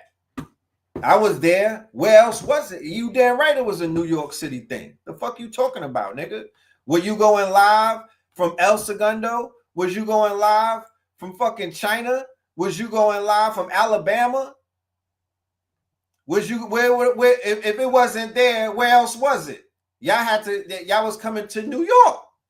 The same way that I will go wherever the fuck y'all got it popping at. I will come through because I was coming to Atlanta and tapping in. I was coming to the Malcolm X Fest. I was coming to the A and whatnot. I was feeling that type of energy. But let's not call it the conscious community because that's not what it's called. When they snatched up Dr. York, when they snatched up H. Rap Brown, when they killed my brother Khalid Muhammad and whatnot, This was all 2001, right around the time of the towers and whatnot. That wasn't called a conscious community, my nigga. That wasn't conscious community. That wasn't the name that y'all was running with. The fuck? It was consciousness going on. But nigga, that wasn't the conscious community. Some of the characters who are, because Bobby Hemmett, Phil Valentine, Dr. Delbert Blair, those are considered to be the foundation of the consciousness as the teachers. When A.A. Rashid came home in 2006, let's lay down the I got 2 episodes. I got 2 episodes on Blog Talk Radio where we have a panel of master teachers, Phil Valentine, Black Dot, Sa Netta, and a few other peoples, and we break down the history of the conscious community. Don't get in your feelings. Don't act like this is a regional thing, because it's not. Y'all hate to give niggas any credit, bro. Like, what's the problem with giving 125th Street the fucking respect? Nigga, we're global, bro. Before Hidden Colors, nigga. Niggas is global. I'm not on Hidden Colors. And nigga, I know what are we talking about? There's no movement that did what we did the times that we did it. Let's be clear, bro. Everything else that's popping right now is a remnant of what the fuck happened on 125th. Like, what are we doing? So yeah, they had shit popping in the 90s. They had shit popping all around. That shit did not make me want to stop being a nigga, though. I was listening to Farrakhan on the way to the mall, nigga. I was listening to Farrakhan when I was a criminal, nigga. That shit, he didn't make me want to hang up the Lizzie bag. He didn't want to make me hang up the blicky. That shit did not want to make me go straight.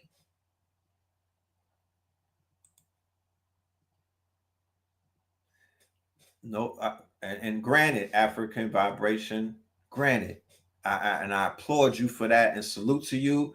Salute to all of the young gods and goddesses, the baby cubs who had parents, who had a tribe, who had a village. Shout out to all of y'all that came out of the York situation and whatnot. I was envious of what y'all were doing when I was coming to Atlanta as a fucking knuckle dragger.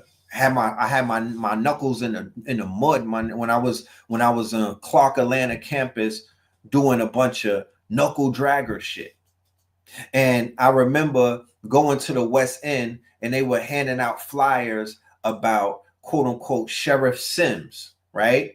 They were sending out the SOS and they were like, yo, they're trying to get at us. And I remember eating some chicken at Stiegel's, my nigga, on wheat bread. And somebody had passed me the flyer and I was reading it. And I remember shaking my head and I was like, damn, they trying to stop the movement, right? And then later on, I found out that they went ahead and they raided the compound and everything. And they did a bunch of, you know, they did what they did to our people on the land. And I was heartbroken. Then I remember waking up one morning and I seen that they jammed up the good brother Imam Al-Amin, aka H. Rap Brown, who my father taught me about. I knew about H. Rap Brown because my dad would always sit us down and give us the information that we no, it's not the YouTube phenomenon, my nigga. We was popping before YouTube. Where was you at on MySpace? Where was you at on Black Planet? Let's give me my credit, bro. Yes. The digital shit. Yeah, the digital type shit. That's where I come in. I'm the red pill. So it doesn't even, it don't factor in what I was doing before the digital era, because I represent the digital era under my moniker, the red pill. I'm the red pill and I'm out there passing out flyers and shit. Like, what the fuck are we talking about? The digital era where we brought hip hop and we merged it with the shit that the old heads was on. That is the conscious community. When we made this shit hip hop, A.A. Rashid coming home in 2006, that was the pinnacle. That was what set it off, because he brought an energy and he brought a motherfucking swag and he brought a type of angle that didn't exist before. And he opened up the doors and niggas came running in that bitch. That's a fact. You wasn't there. I'm giving you the history, and others, you know, and whoever else was there who could add on, or even if they have their version, it's all good. It is all good. Come with your version. Come with your version. But I know that I was on 125th Street. My nigga, I was a stowaway. I wasn't even supposed to be there. I was a stowaway. I came on 125th Street because my grandfather, who lived on 117th Street, who was in a nursing home, like a senior citizen home, who was going under dementia, right? My mother's father from St. Croix, right? Who was mad cool with Farrakhan back in the days when they was doing the Calypso. He was like, yo, there's a loud ass nigga on 125th Street named Sonetta. I want you to go and check him out. And I was like, why? You know what I mean? But then when he said the name Sonetta, I remember seeing a videotape by Phil Valentine, a DVD, where Phil Valentine brought up the name Sonetta. And he said, if you're in Harlem, go and see him.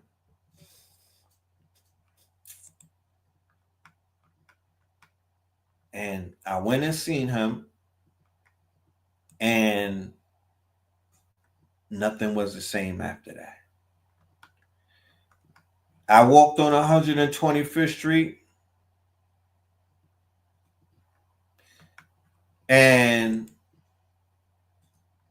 the environment, the setting, the culture that I walked into. Remember, I'm on a vacation. I'm living in Miami at this time. I come to New York to do something for Blue. I come to New York to do something for Blue. I got all of my stuff still in Miami. I got plans in Miami. I got shorties waiting for me in Miami, right? I got business in Miami. I'm in New York City, you know, really on some community service type shit. And I go on 125th Street, and then later that day, I go to see Dr. Ben at the O'Berry Dempson Center. And I literally go to an elder and ask him permission. Can I set up a table right next to yours? I want to check. I want to see what this shit is about. And he grants me permission. I didn't come in Debo. I didn't come in assert. You know what I mean? I didn't come and do nothing extra. You feel me? I just asked permission. And they knew who my mother was, because my mother was already a known figure in Harlem and whatnot. And my grandfather was. Because my grandfather would walk up and down, and he's a griot. So he would be kicking it with everybody. This is before he got dementia. So they was like, yo, you good, pull up. And then I met Sonetta, and I was like, yo, I fuck with his energy. Even though it's some grimy shit, it reminded me of some street shit, because I saw the command that he had on street niggas that day. He was controlling the street niggas, but he was also controlling the people who was coming to buy back in those days. Yeah, it was DVDs and whatnot. You feel me? He was in control of the streets.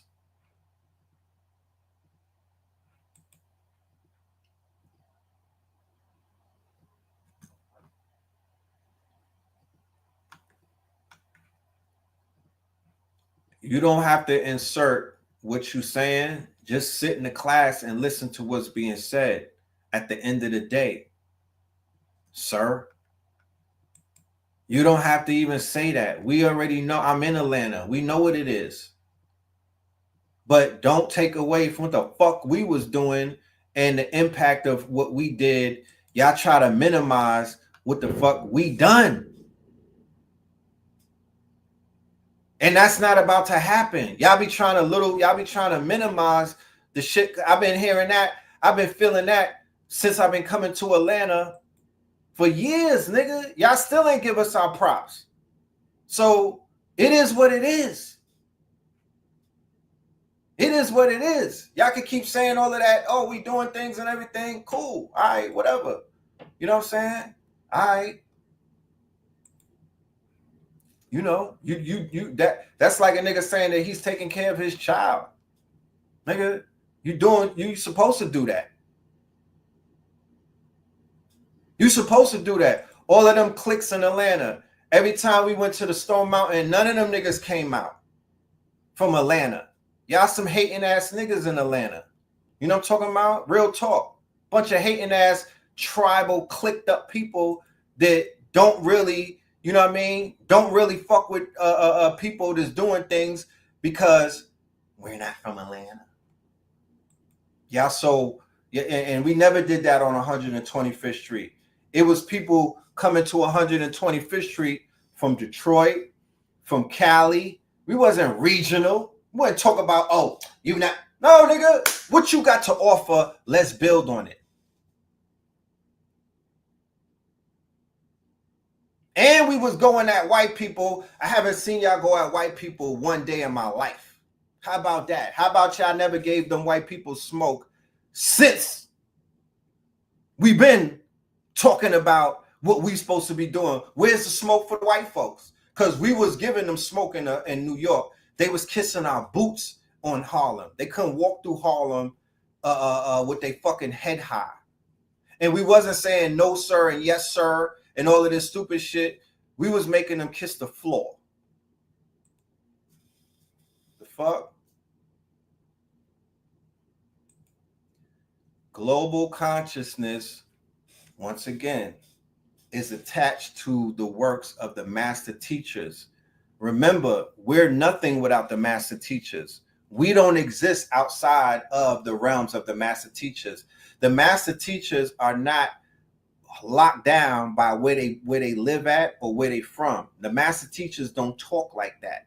Bobby Hemmett and C. Freemanel and Dr. Delbert Blair, they'll tell you where they from, but they're not regional. They're galactic. So we don't exist without the works of Noble Drew Ali. We don't exist without the works of Marcus. We don't exist without the works of Malcolm. We don't exist without the works of Elijah. We don't exist. We pay homage to everybody that comes before us. We're not saying that we are, what we're saying is, as the master students who grew into master teachers, we honored our elders. We kept their names alive. We put money in their pockets.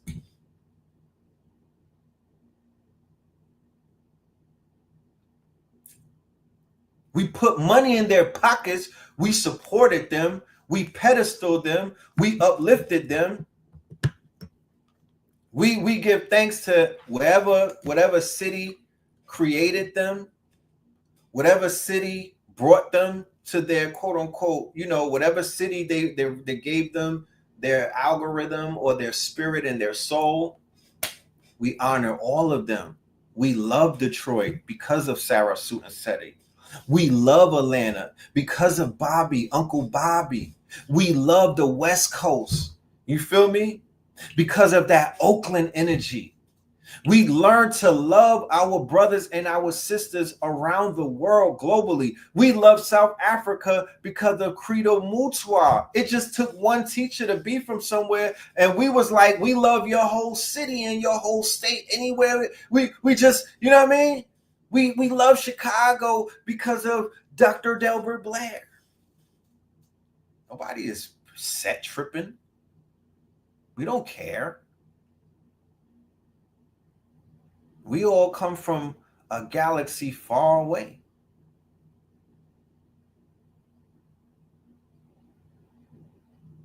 We all come from galaxies far away.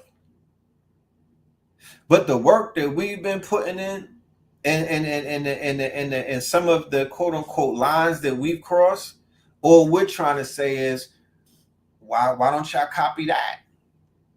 If y'all want to talk about why is that not being copied and whatnot? Why are they still saying yes ma'am and yes sir to these fucking peckerwoods? Why is niggas on my timeline celebrating Hulk Hogan and not getting packed up? Why are we not on code?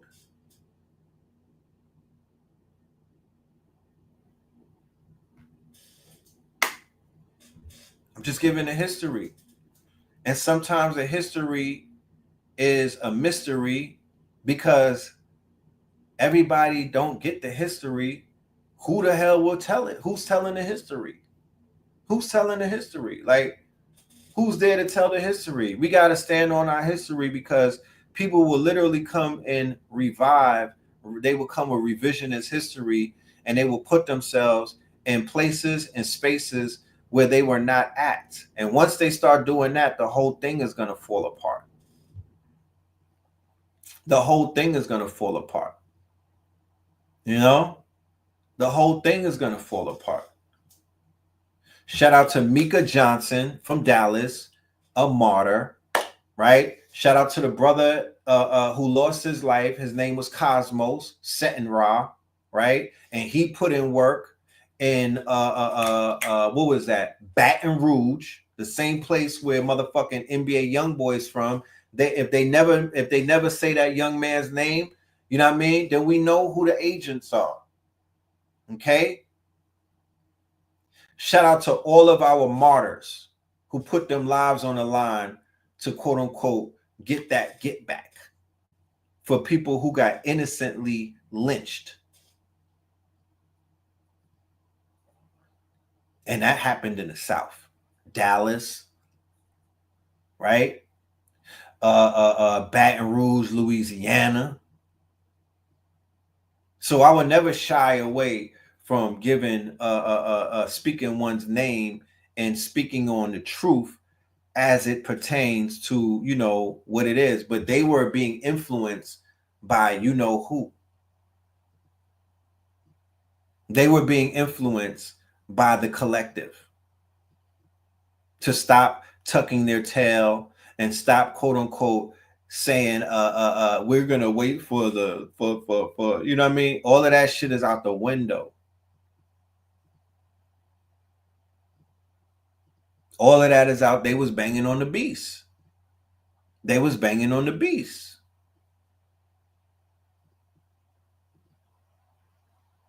So shout out to the master teachers. And because of this rich legacy that has been quote unquote, you know, somewhat compromised from the people who inherited this great fucking legacy. They inherited the golden chariots. They inherited $1 trillion empire. They ran it into the ground like Dr. Umar Johnson. And we have to speak on that because too many of our elders may transition without no type of fanfare, without any type of ceremony, without any type of quote unquote, their families are not being taken care of and whatnot. But we have somebody who has been preying on our community for 15 years, just in the quote unquote raising of funds and whatnot. But it's not the raising of funds. It's everything that's happening in the middle of that. It's the speaking down on the community. It's not aligning yourself with the elders and whatnot to, you know, to give them access and put them in front of newer people and whatnot. That wouldn't have took anything away from the good doctor to say, yo, I'm going to bring some of the elders and let them open up for me. You know what I mean? I'm gonna bring them on. When I get on these big shows and whatnot, I'm gonna leave a name behind. Because if you get on one of these podcasts and nobody comes behind you from the community, then you a hater. You a hater. You not telling the niggas at the blue couch Well, you're not telling none of the podcasts. Nah, y'all niggas need to holler at the Matt. This is who I learned my shit from. James Small, Professor James Smalls. Y'all need to holler at the OG. Y'all need to holler at Baba Kameni. If nobody is following you, you a hater.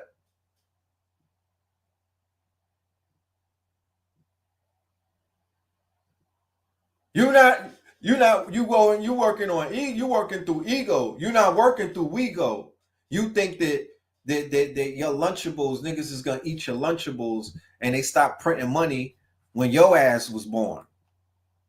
You know? That's hater activity, bro. That's hater activity, bro. And it's too much of these niggas is doing that shit for me to be like, yo, that don't exist. Because it does exist. Niggas is haters. When I got on, what's that shit called? Higher level conversations.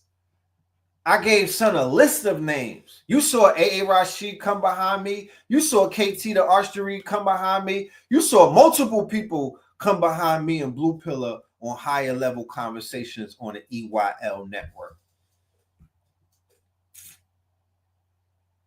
You saw that, right?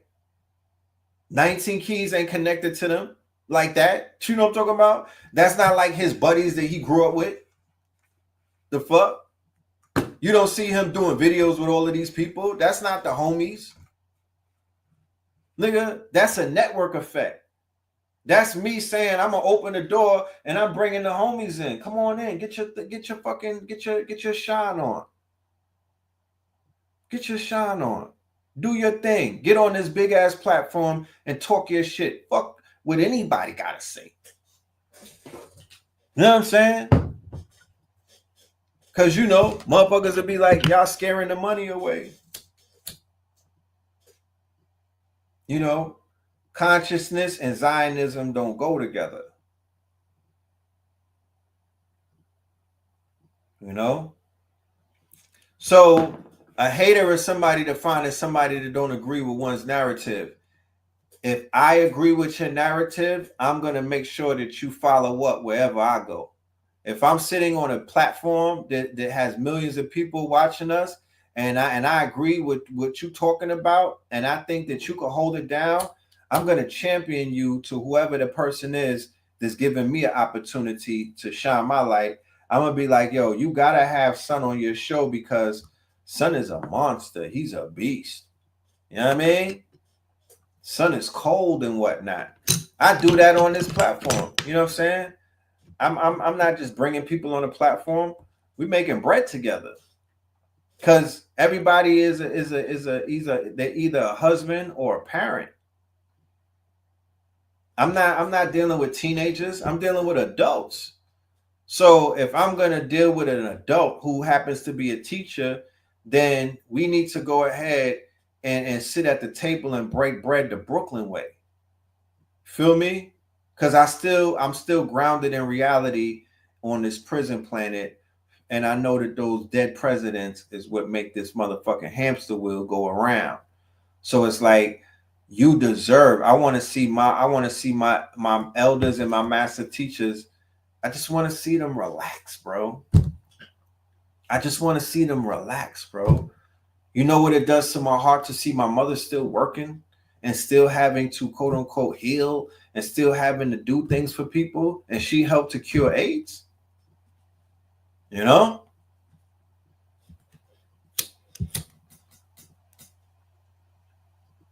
If I had it my way, I would have an island or a resort on an island somewhere, and it would be all paid expenses, and I would just send a ticket to any elder once they pass 65 years old. Same way that they out here giving niggas AARP and retirement.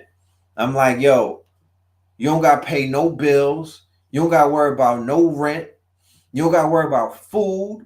You don't got to worry about nothing. You're going to get Reiki every day. You're going to get massages every day. You're going to be in the sun. You're going to be fed a plant-based diet as an elder, and you're going to be celebrated for the work that you've done. And we even going to set up all of your publishing and all of that other shit so you could get bread on top of bread on top of bread.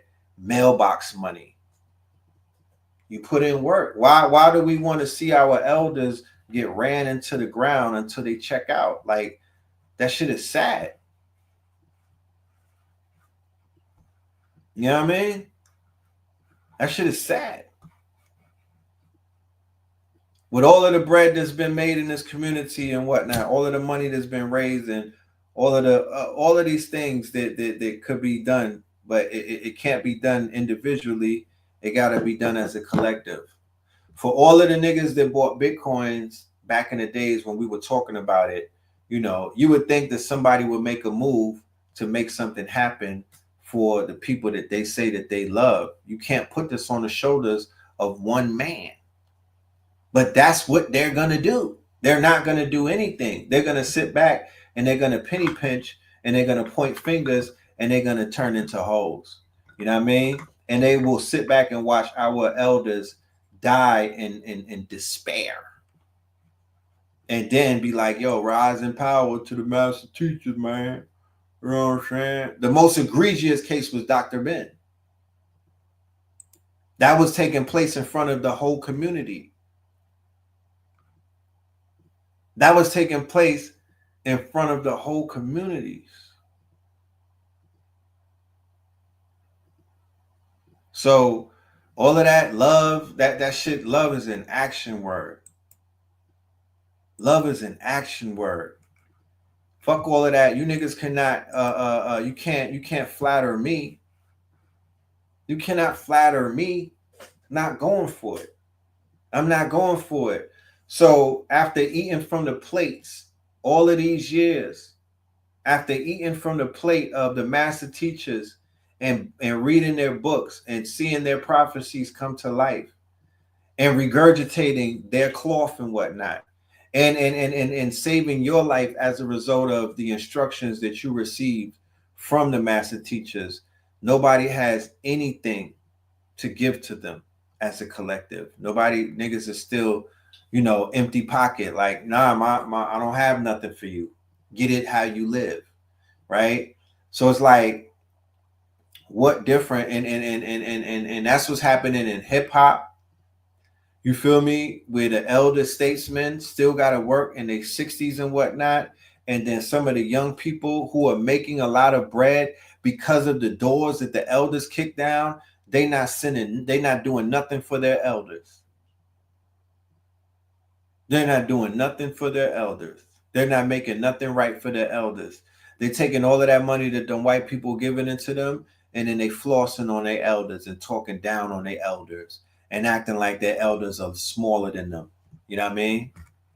That's going on in hip hop right now as we speak. And that's going on in consciousness and whatnot as we speak. You know what I'm talking about? Then they'll be like, yo, the elders didn't take care of their funds and their finances. You know what I'm saying? That might not have been their superpower. You got mass teachers going blind from reading and whatnot. I mean, obviously he was working. Like, why y'all? So don't call yourself a community then.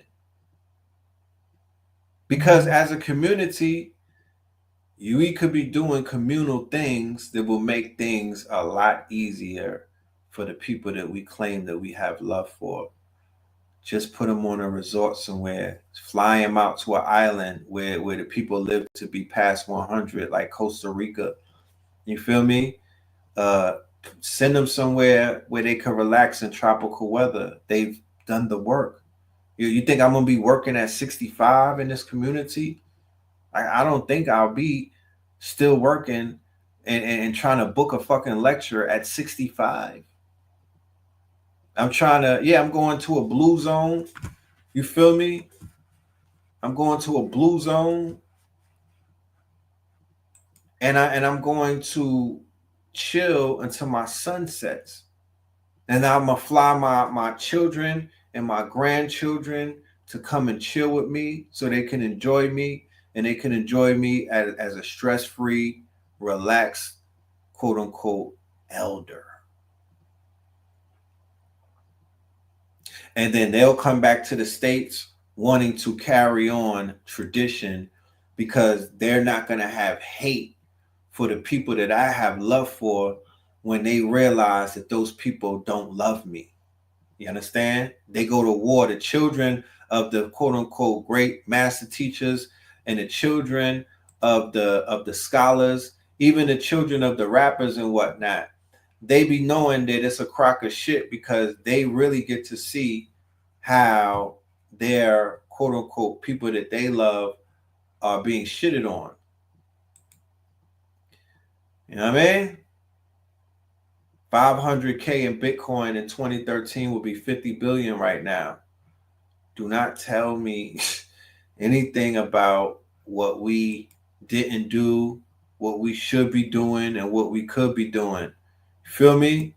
We were doing shows in 2013, bringing crypto experts, Bitcoin. It wasn't even a bunch of crypto. It was Bitcoin.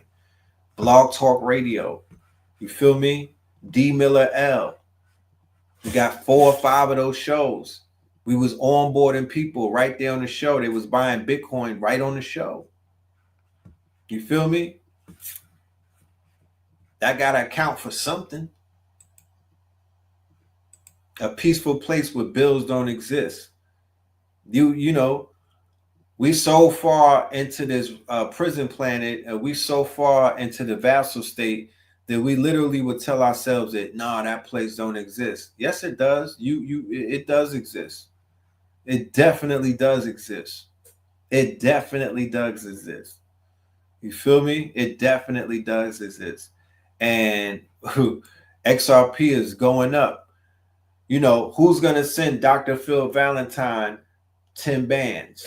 Because he got on Brother Rich's channel, and this was in 2022, and he told y'all XRP over Bitcoin. He stood on that, and he gave everybody the receipts as to why. Even with people being in their feelings because everybody don't agree with the way that he's giving it up. Feel me? Because he's heavy-handed with his shit right now.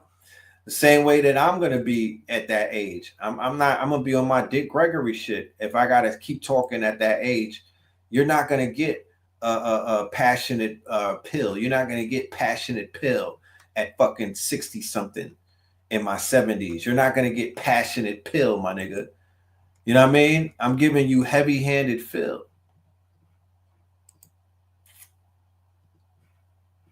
So the fact that Phil put y'all on the XRP when it was 50 cents, where does he benefit from that?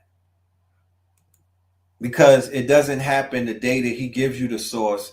It happens now. Right? So for the people that say that they love the teachers and the and they say the words master, where he was going harder in his older lectures. Yeah, that is kind of true.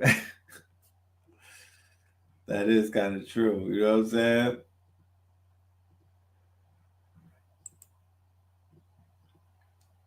This is how you give back. This is a clear example outside of, because it's not begging. It's not shaking a cup. It's not being a prince of panhandling. It's called reciprocity. It's called reciprocity. He gave niggas the source.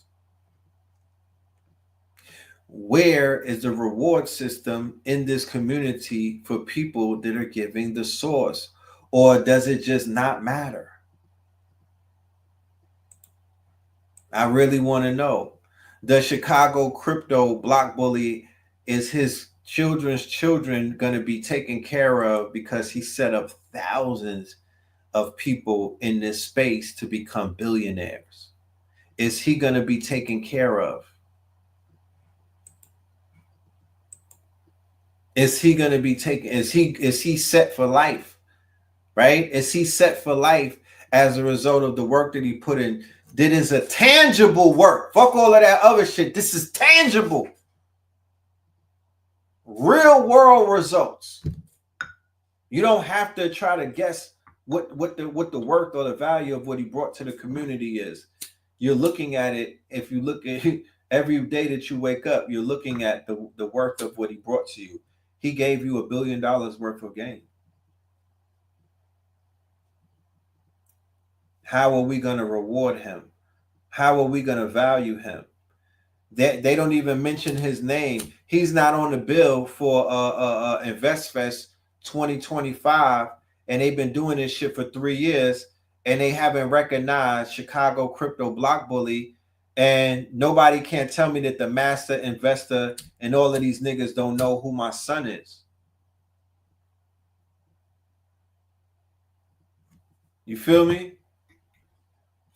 And then they onboard niggas like him, 500 and other people, or the nigga that went to jail for the scam, and he's still doing fucking podcasts from his jail cell. Like, why y'all onboarded them and y'all putting them on stages, right? The what was that called? The Finesse, the nigga named Finesse with the rich and unemployed. So y'all onboarded him, right? But y'all not on board in Chicago Crypto. Y'all didn't put him on a big stage so he could help blow up the community with the crypto.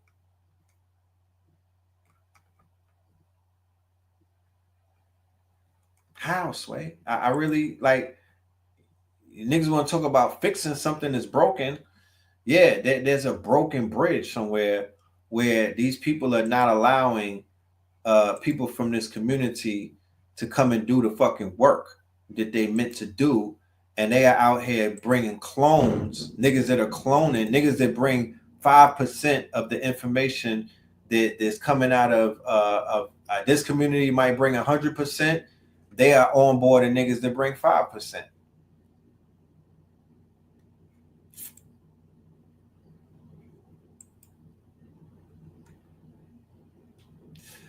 Even when it comes to crypto, he won't get up there preaching conscious. His level of information, you wouldn't even know that he's into consciousness like that. It's just it's all crypto. It's all crypto. So he wouldn't even scare to add dollars. He would impress. If they were if a billionaire was watching Chicago Crypto on the stage, they would be highly impressed. If the people from BlackRock was there and Chase Bank, they would be highly impressed. They would be like, this man right here knows what he's talking about. Who is he? Feel me? So that's just a sign that things are not what they say that they are.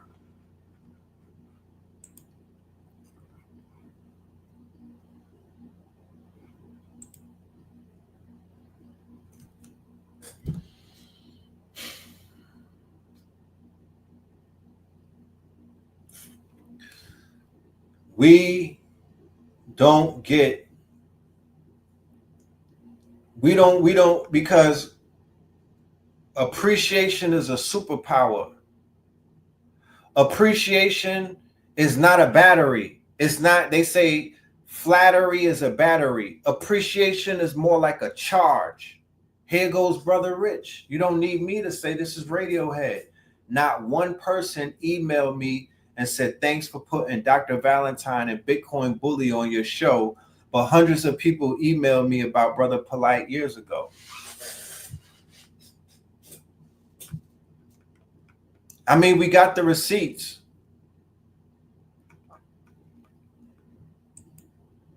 These are people that this is the natural law of reciprocation. This is not a high. This is not one of those high, out of reach type of laws that you got to grab from the cosmos. This is on the ground level, right? Appreciation for people who are changing lives for the better. That's it. It's nothing more, nothing less. It's not even it doesn't even have nothing to do with consciousness. This principle and this law applies to all communities, going all from the streamers. Yo, niggas is hitting DDG up. They hitting up Casanet. Yo, Kai, I appreciate you for the Streamers University. My life changed. Here's 500 subs. You know what a sub is? A sub is a $5, right, subscription. They giving them 500 of them just for bringing them on Streamer University, right?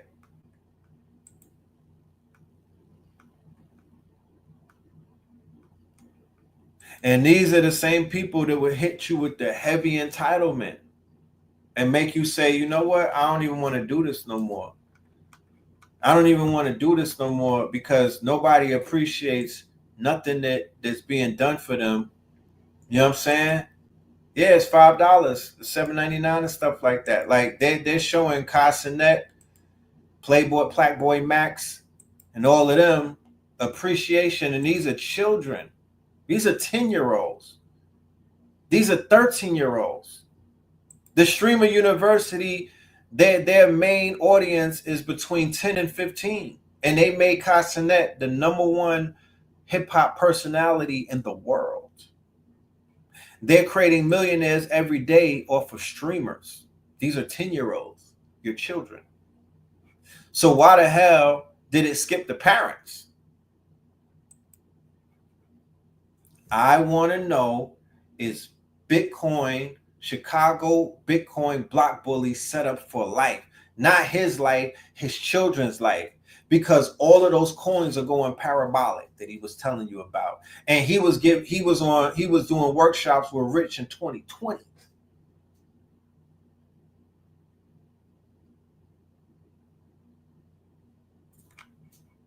And nobody on Twitch or Kick is teaching no type of knowledge. They allergic to knowledge. They will end the stream if knowledge came around. I only see Dr. Umar is the only person from consciousness that was on the stream. And he didn't tell the little nigga to bring nobody on after him. You feel me? They allergic to consciousness and they're multi-billionaires damn near. Just for playing video games and cursing and doing a lot of suspect shit and minstrel show type of activities, they got to the bag like that. If Casanet wanted to buy an island and move his mama to an island, he could do that. If he wanted to move the Clover Boys to an island, he could buy an island right now and send them to an island. Yeah, they say L knowledge. It's the WL community. L is a loss or L is loser, and a W is a win. If you get on there and you start talking any type of knowledge, them niggas will spam the chat with L's. Why? Because it's 10-year-old white boys from goddamn El Segundo and Boise, Idaho. They don't want to hear none of that. And that's a great segue. That's a great segue that we could get into, right? When we talk about this hip hop thing, because this is about hip hop. But the conscious community is the crux and the foundation of hip hop, because this community called the conscious community was built off of hip hop. Okay. This is a hip hop based community that's built off of the culture of hip hop, right? So whatever's going on, because what is the fifth pillar of hip hop? Hip hop is an acronym for higher, infinite power, healing our people. The fifth pillar of that is consciousness, that a lot of people don't even know of, because it is the hidden pillar, it's the broken pillar, and it's the pillar that Liar Cohen and a bunch of them removed and whatnot, right? It's the pillar that was removed, okay? So recently, there was a conversation going on with a racist TikToker, right? And he was trying to shit on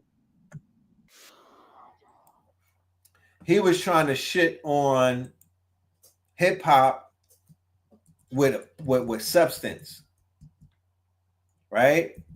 What was his name? X something. X. I'm gonna pull the video up on TikTok real quick. Whoever knows his name, put it in the chat. The white boy. He a white boy.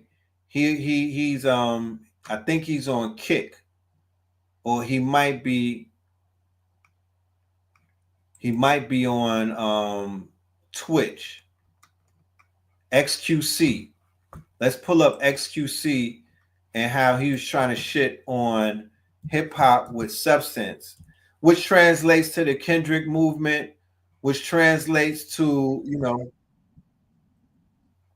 which translates to the Kendrick, which translates to the Clips, which translates to anybody who's coming and they're not mumbling and they're not doing the illiterate type shit. The white boys who snuck in to hip hop once we lowered the bar to almost the heights of a mouse hole. Think Tom and Jerry. Think Tom and Jerry, right? So the barrier of entry was like on a 14th floor on some project shit. You had to literally pull up in order to get to the door. You know how they got like doors? You know how they got mountains, and then there's like in Ethiopia, they got the church where it's like a humongous mountain, and then there's a fucking door on the mountain.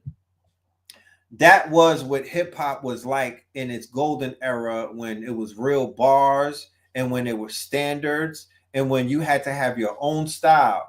You couldn't just wiggle yourself into the quote unquote culture. But it's been so infiltrated and so downplayed that the level point of entry is like a mouse hole from Tom and Jerry. This is where we got Aiden Ross. This is where we got Macklemore. This is where we got all of the people who are mumbling and whatnot, who snuck into the culture through the side door, because the barrier of entry is a mouse hole, right? So anything that raises the level of entry back to the door that's in the middle of the mountain, they're gonna speak against it because they can't jump. White men still can't jump, my nigga. Shout out to Ja Morant.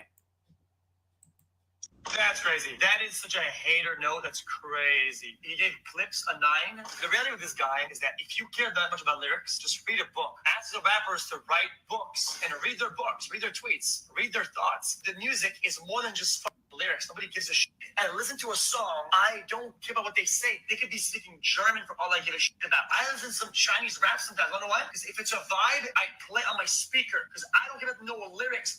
It's noises. Oh, dude, that was poetry. I don't care. Why would anybody care? The sounds. Yes, you heard it. You heard it correct. You heard it correct.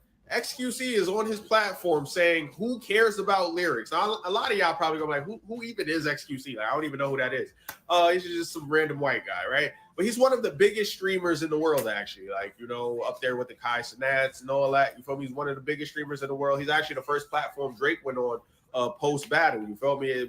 I think it has something to do with a kick deal. Huge platform. But he is a really big platform, right? And he's saying this. And this is part of the problem of letting people, quote unquote, into the culture. Because now you got people who hundreds of thousands of kids watch saying things like that. And there's going to be a bunch of kids that just listen to it. Like, oh yeah, lyrics don't matter in rap. Let me show y'all something else I see. So somebody was upset about Fantano's review for the Clips album. They said he's just completely biased to this type of music. No wonder he loves Kendrick. And somebody said, so he's biased to rap? And he said, you know exactly what I mean. That woke rap. How is Clips woke rap? What about Clips music is woke?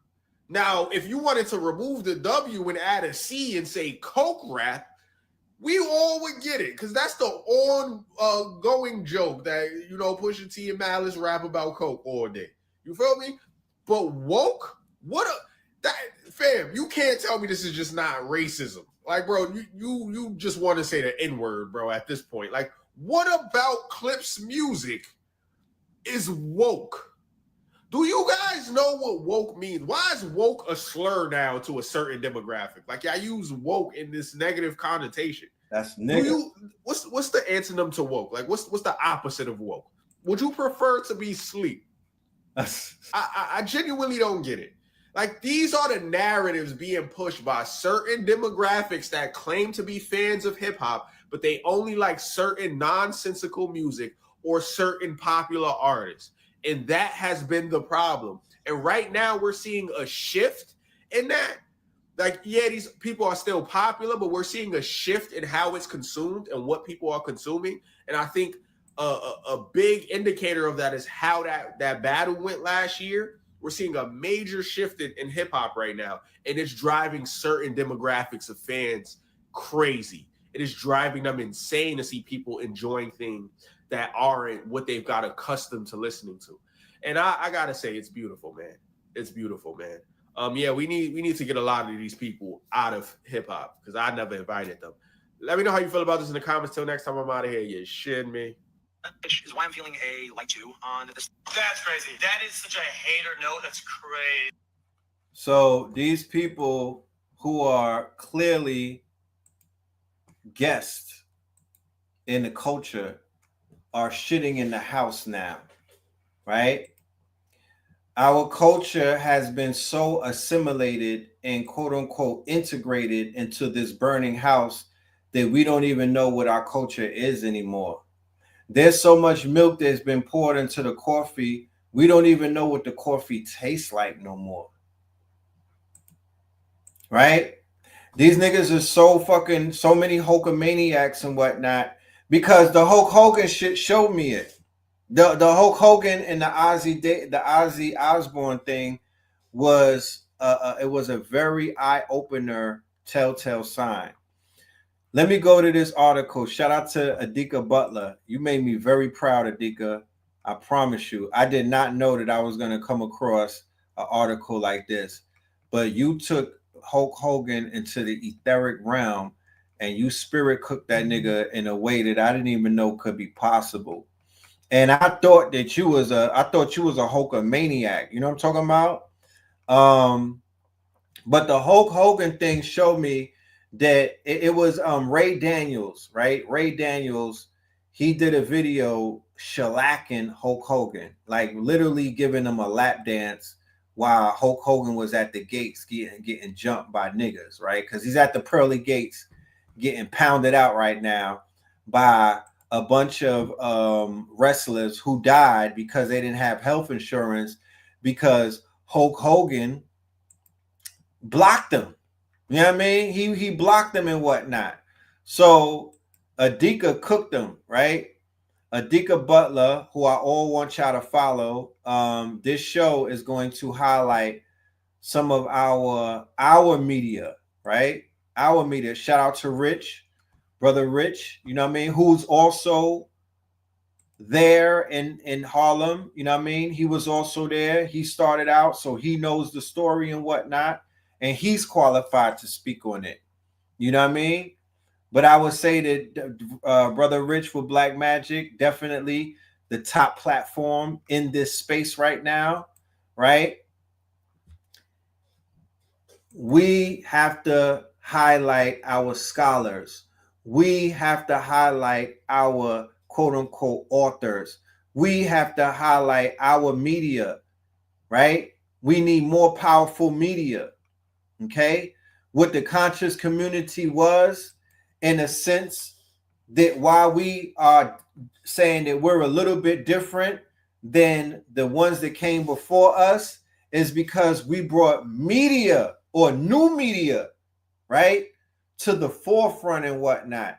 And we combined the powers, we formed Voltron, and we brought the powers of multiple schools of thought and knowledge underneath one roof.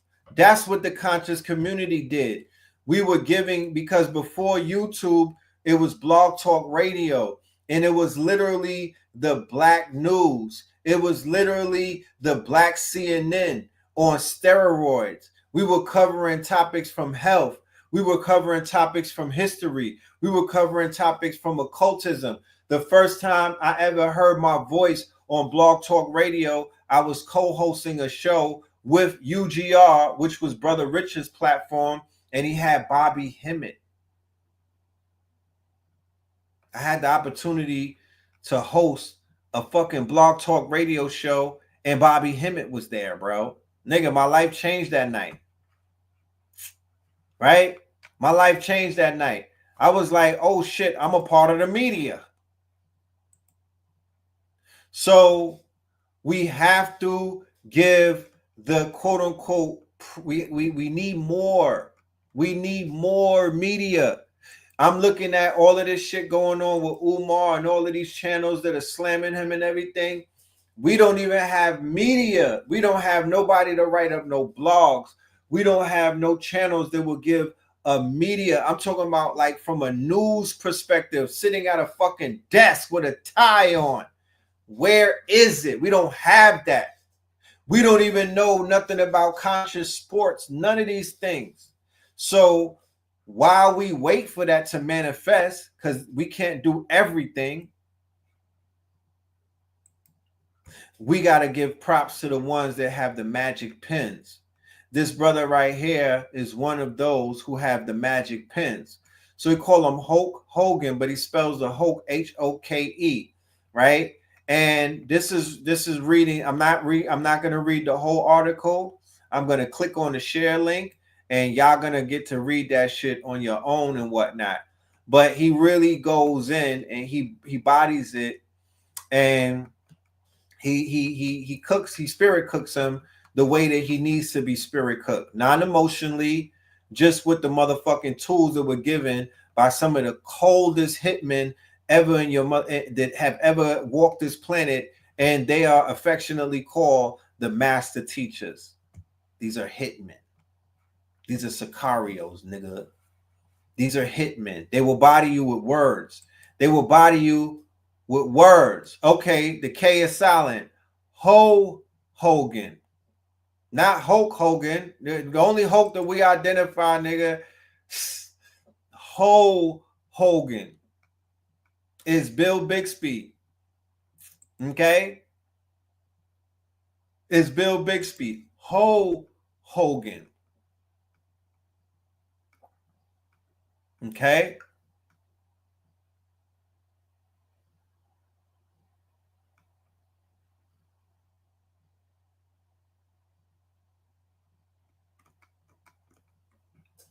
So these are one of the scholars that I have to highlight and give props to and say, keep up the good work. And this one right here was a pleasant surprise. I didn't even know that you was on it like that, because I had to apologize, and I threw it in the ethers because I was cooking Hogan so bad. I thought that shit was gonna hurt you, bro, because I know how hard you go, pause, for the wrestling shit. You know what I mean? But you came behind and you did what you had to do, and you cooked them, and I'm very proud of you.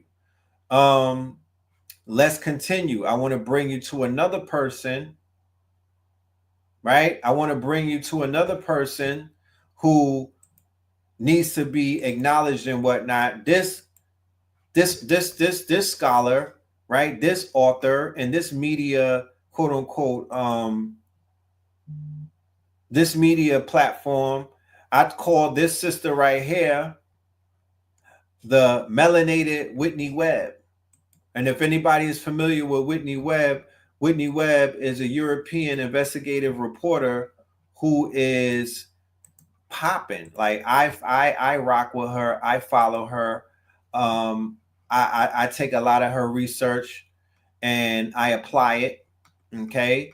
She's been on the Epstein case, very hard, pause. She's the one that did an article about Diddy. But this sister right here, this is our Whitney Webb. Okay. I'm going to have her on a show. She digs. She's a digger. You know what I mean? And her pen game is serious. Okay. So I got to give props where props is due. You know what I mean? So we have our sister here, the Win Agency, right? The Win Agency. I'm going to read this article. The 90s, hip hop's co-optation and the glorification of self-destruction, right? Editor's note, honoring Malcolm Jamal Warner's legacy of resistance. Now, this is where I say that our community or this is where I say that black community failed themselves when I said that the Hulk Hogan and the Ozzy Osbourne thing taught me something. If you put Malcolm Jamal Warner's picture next to Ozzy Osbourne and motherfucking Hulk Hogan, you're a fucking goofy. Okay? You disrespected his legacy. He is the antithesis. I don't care if they died at the same time. A young man by the name of Young Noble died. Right? And we was like, yo, the YNs, we're going to adopt the YNs. We're going to repurpose the whole YN thing, and we're going to call it Young Nobles. Right? He made transition. Young Noble, Malcolm Jamal Warner, and then the dude who is the jazz player. That's the trinity that died. They all are on the same frequency. They represent the trinity. The trinity of the devils that died was the Heritage Foundation leader, Ho Hogan, and Ozzy Zionist Osbourne. Rest in piss, right? You don't put them together. If I ever make transition, I don't give a fuck if George, I don't care if Donald Trump goes the same fucking day, nigga. Do not put us going to heaven's gates smoking on a fucking hookah together, because we not going on the same destination. You disrespectful ass, coon ass niggas, you. We not on the same destination. Y'all should be ashamed of yourself. This motherfucker was called the Prince of Darkness. Ozzy Osbourne, the dope fiend. Okay? The Zionists that don't want Palestinians to eat and whatnot. I wish I would. Y'all niggas got some growing up to do, man. Niggas talking about, well, I used to watch him when I was wrestling. So, what when you become conscious, what the fuck do you leave behind? That's people's problem. They mosey their way into consciousness, and you didn't put nothing down. What part of yourself did you kill? The part of myself that I killed was the Hulkamaniac part of myself. That nigga died when I took the red pill. The part of myself that died is me ever listening to fucking Ozzy Osbourne. I don't need Ozzy Osbourne no more, niggas.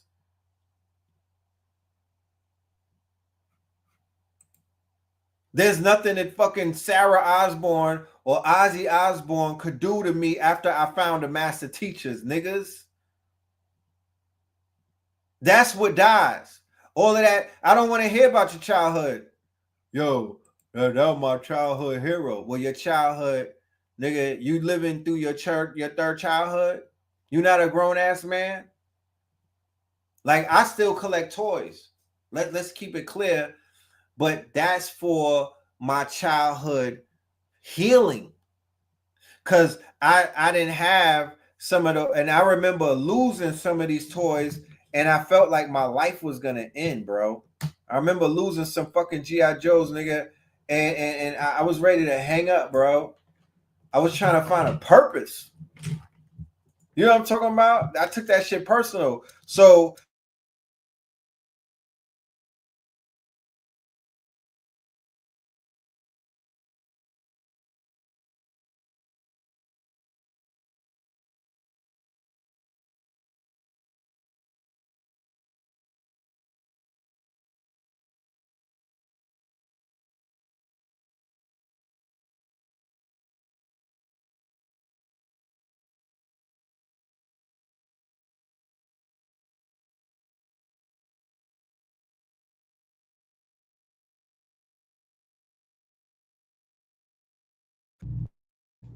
I don't need Hulk Hogan no more. Hulk Hogan failed me.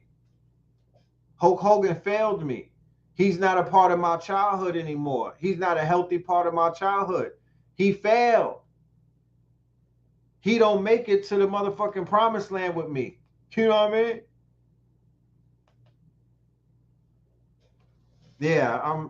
Yeah. So what I was saying was, I collect, nigga. What the fuck? What the hell? You niggas got a mind of your own, nigga? The lights going off. Somebody is doing voodoo. I was talking mad greasy today. Y'all niggas is over here doing voodoo. I bet it's them Atlanta niggas. You know? I bet it's you Atlanta niggas. Y'all doing voodoo on my electronics. It's all good. It's all good. It's all good. You know what I'm talking about? It's all good. Is that all you have? So yes, I will collect some toys I will collect toys. I got a whole closet with toys in it. You know? But Hulk Hogan, even though he's a part of my childhood, he's no longer a part of my childhood. Because when I took the red pill and I got conscious, I had to leave some things behind.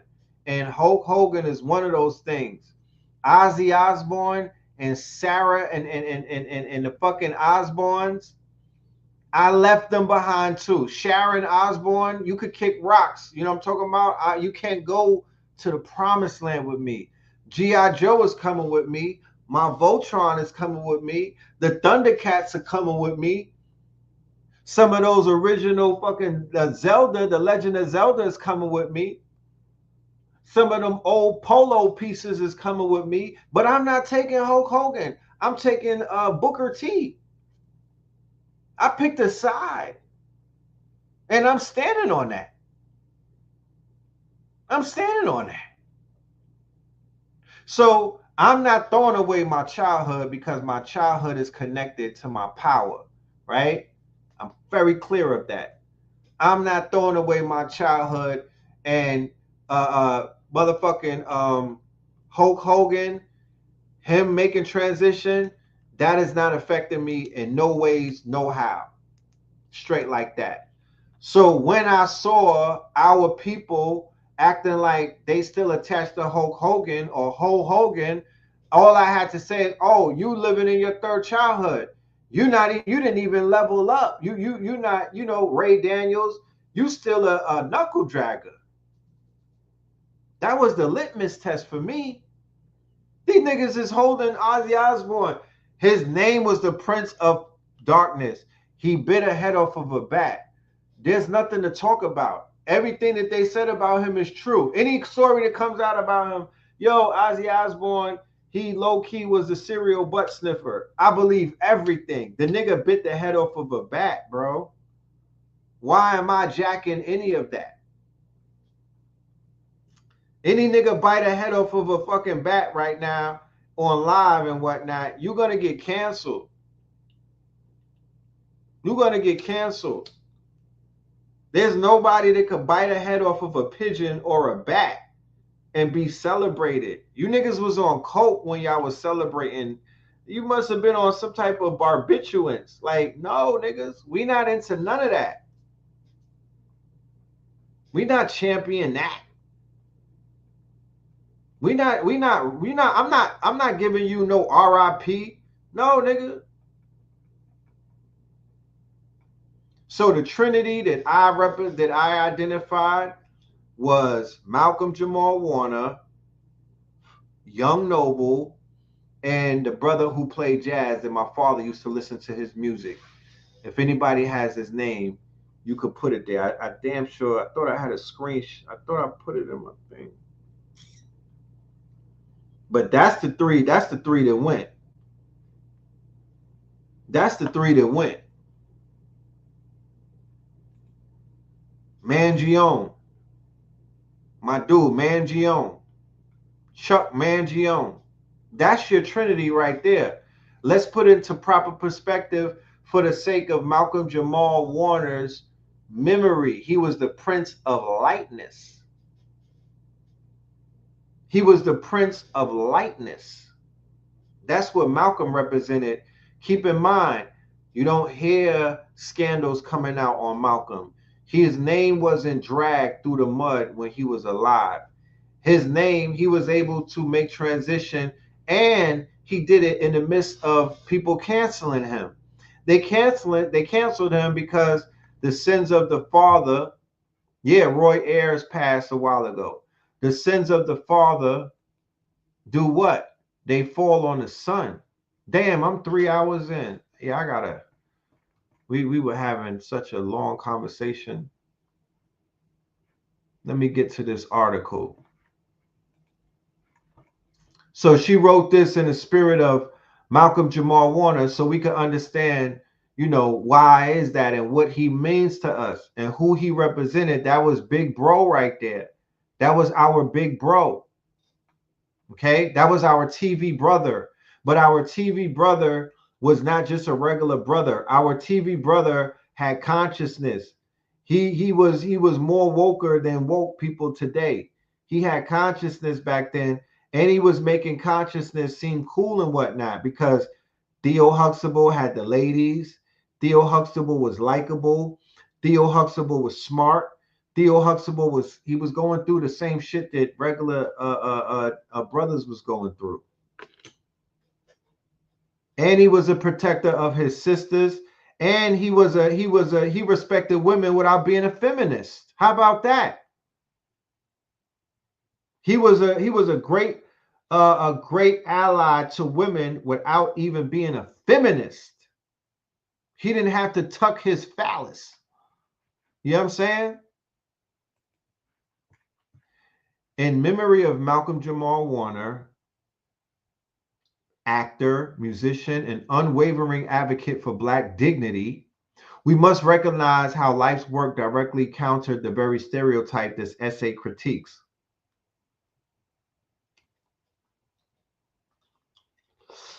Warner, best known for his role as Theo Huxtable on The Cosby Show, spent decades defying reductive portrayals of Blackness, using his platform to champion complexity, intellect, and humanity in a media landscape that too often profits from Black caricature, right? This is where my frustration comes in, that Malcolm Jamal Warner's untimely transition was an opportunity for people such as myself and people of my generation to teach the generations who come after us about so many layers of life that Malcolm Jamal Warner's story represented. But when we were getting ready to teach, fucking Hulk Hogan makes transition and then it takes over the timeline. So Malcolm Jamal Warner gets forgotten. He gets one day of praise, and now, once again, they forgot him when he was alive, because like I said, they canceled him, and he was a forgotten figure. Nipsey Hussle was a forgotten figure. Young Dolph was a forgotten figure. Okay? His birthday is today, I believe. Dolph, Rise in Power. These were forgotten people, and they were remembered after they passed. Remember, they was riding Hogotti's tail and they forgot about Dolph. They was riding Hogotti's forehead and they forgot about Dolph. Okay? They forgot about Nipsey. Niggas wasn't jacking Nipsey Hussle like that, bro. Till he died. I got a laundry list of people that the people forgot about, and they decided they want to, oh, that was my friend. Right? Once again, no appreciation when you alive. Nobody's giving you flowers. Nobody's saying thank you. Nobody's taking care of things. Nobody's checking on you. Nobody's sending you no bread. Nobody's booking you. Nobody's making sure that you right.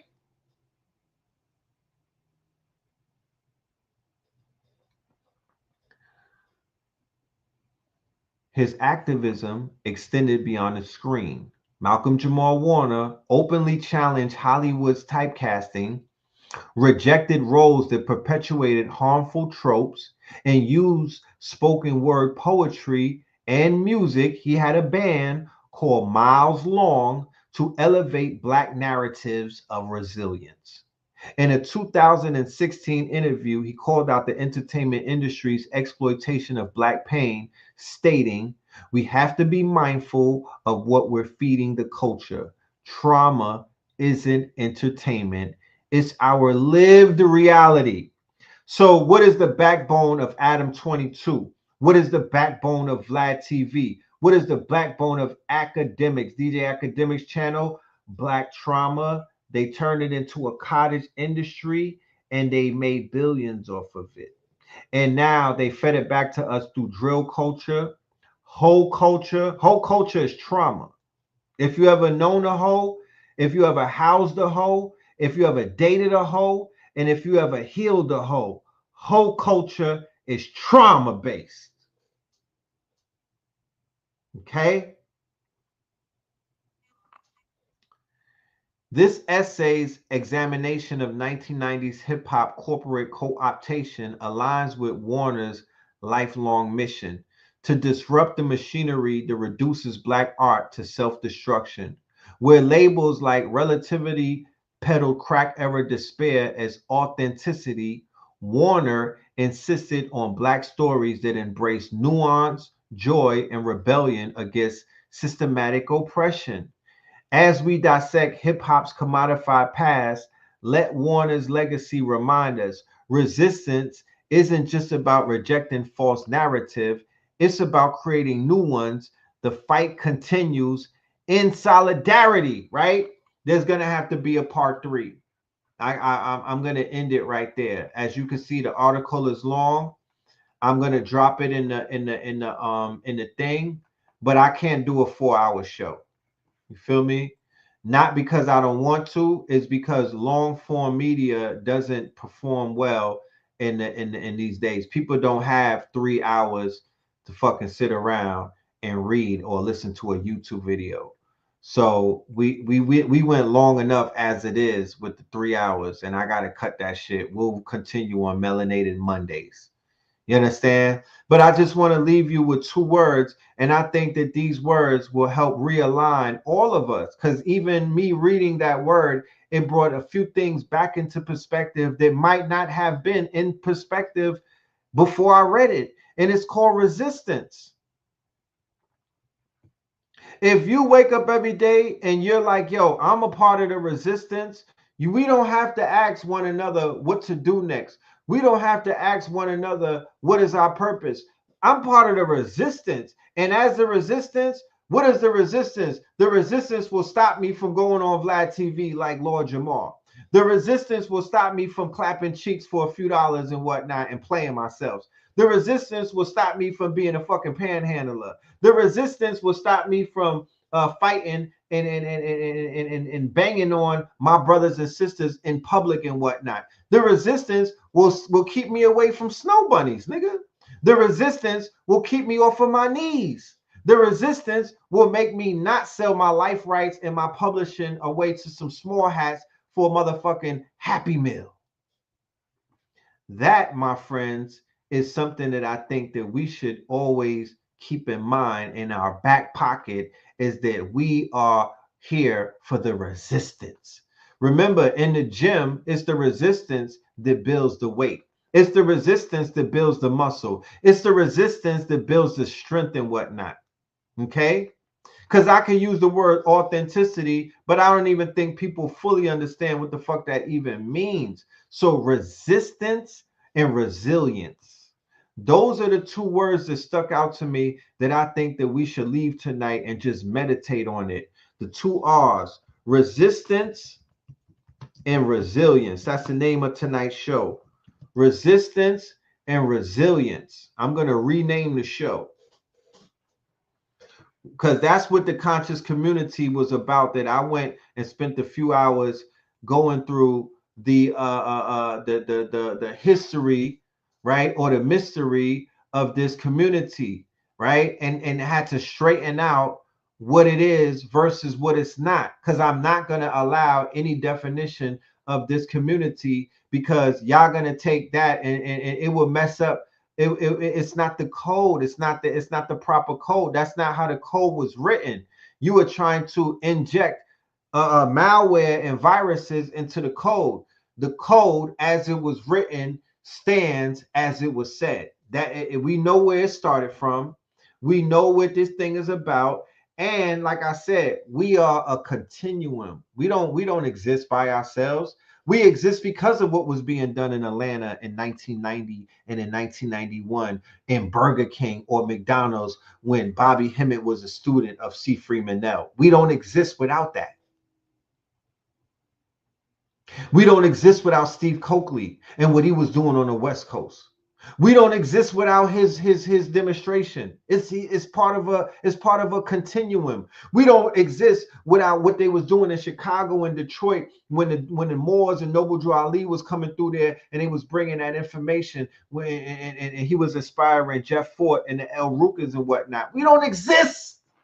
We are a part of that continuum. When Marcus Garvey came to Harlem and walked through them streets, we exist because he existed. But this title or this era or this quote unquote this brand that they call the conscious community, I just want a clear understanding about what it is versus what it's not. It's not a lot of quote unquote people, and we're still moving towards the ideal of really having a real community. I would say the closest that we got to that was what we've been doing on Stone Mountain. Shout out to Father Rich, Radiohead. Shout out to Blue Pillar. Blue Pillar put me on. Okay? I don't exist without my brother. Blue Pill put me on. And I don't know if we put KT on. KT always been on what he's been on. But Blue Pill was the first one that was taking the shots because, like I said, consciousness wasn't welcomed with an open arm back in those days, right? People were beating up on consciousness the same way. It's not the same way that they beating up on it today.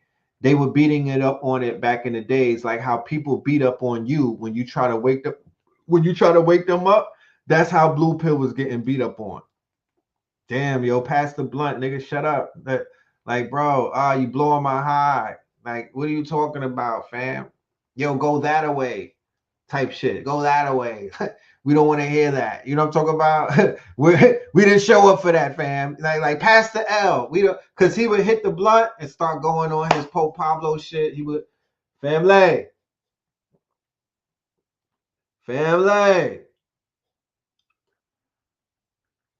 What are you doing? Like, he would get pushback.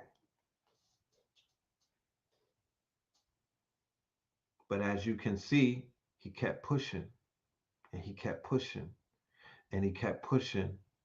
And I encourage anybody who has their heart in it, if you see something in somebody, don't let them go. Keep pushing. I don't give a fuck if they might hook off on you. Take the hook, nigga. If you love them, because he loved me like that.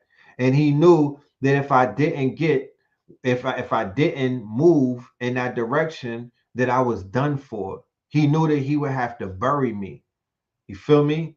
If I didn't take the red pill, I was finished in them streets because they was trying to kill me, bro. Niggas was done with me. They was ready to knock my block off. You know what I'm talking about? Just out of jealousy, of course. But you stay with them. Yeah, it's frustrating.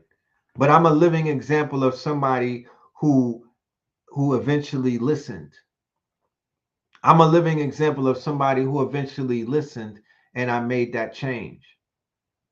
So if you love them and you really see the light, because he saw something in me that I didn't see in myself. And that enabled me to see something in hundreds of people afterwards, and I did the same thing for them.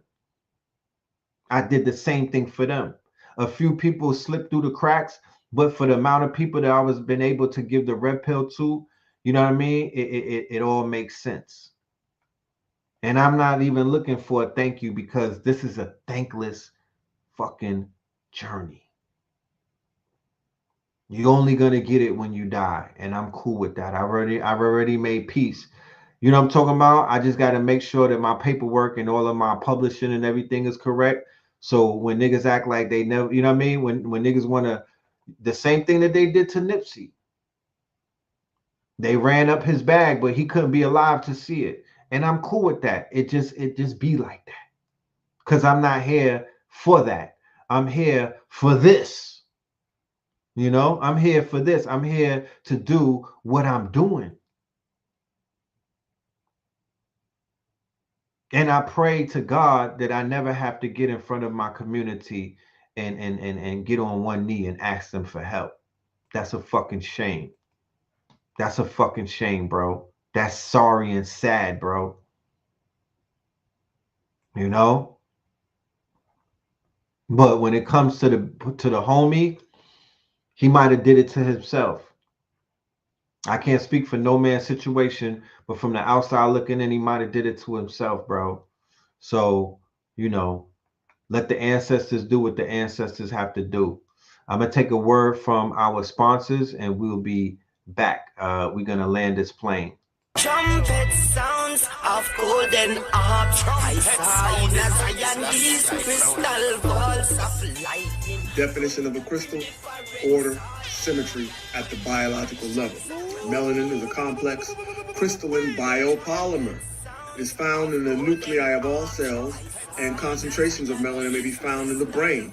Melanin is that X factor that opens up those subtle realms and means of communication. Again, intuition, clairvoyance, clairaudience. Yes, I. Crystal balls of lightning, thunder in different sort, 4 and 20 Haitians around this. It was very cloudy, earthquake over the north and the south side. Seraphim throne. What is infinite treasures? Like all things born out of the genius of necessity, infinite treasures in the spirit of the ancient earthkeeper tradition of Kephara, the scarab beetle. We gather all manner of earth relics, high energy hand-picked crystals, stones, minerals, and pure metals, and weave them into sacred geometric forms that elevate consciousness. 30 years of research and development have revealed secrets to creation. Sacred geometry is the structured form of mathematics that brings about manifestation. Laws that manifest on earth can also transcend through space and time. AAATM Master Workshop, Build and Deploy the AI Empire. Behind the world's next billion-dollar companies, the ultimate 4-week certification to dominate the age of AI with automation, agentic systems, and monetizable APIs. Stop being a spectator in the AI revolution. Build your own automated empire, deploy autonomous agents, and monetize your stack with real APIs in 30 days. That's right. And I don't want to forget next Strong End, which is on Saturday in the planet of Brooklyn. Brother Rich, aka Radiohead Rich, is going to be doing a monumental event at Nicholas Bookstore, and that is going to involve Dr. B Serious, right? And then afterwards, he's going to be bringing back Club 363, and they're going to be doing a night of house music. Is that my father? No, that's not my father. Shout out to Brother Naeem. That's not my dad, but we do favor and whatnot. Father Rich will be in Brooklyn at Nicholas, and Blue will be out there as well. Yeah, they're gonna be doing house music. They're gonna be having fun. They're gonna be dancing. They're gonna be celebrating. It's gonna be a ceremony, and then Dr. B Serious from 3 p.m. to 7 p.m. He's going to be doing a whole workshop. And if you know anything about what Dr. B brings to the table, you know that it's going to be epic. And that is going to be taking place in New York City for all of my New Yorkers, my Brooklynites, my Harlemites, everybody. Please tap in. The brothers we did not forget about y'all. We are back in the city. We're going to be showing love to the city. We're going to be politicking and building with the fam in the city. All right. So yeah, that's something that I definitely want y'all. We have some big announcements for some upcoming lectures and dates that we have. We will make that. We will make the announcements on Melanin Monday tomorrow. We have some dates that are coming up in August that we are very proud to announce. Shout out to everybody in the New Orleans family and the North Carolina family. We will be popping up in your city. So the announcements will be tomorrow. All right. So we will see you on Melanin Monday tomorrow. We might be doing a part 3 of this series that we've been starting out. Okay. Because we have more to get into. We still got to read these articles. So with that being said, peace, love, and light to the family. Salute. We will see you very, very soon. One. Red, blue, purple light, friends. Red, blue, purple light, friends. Facts.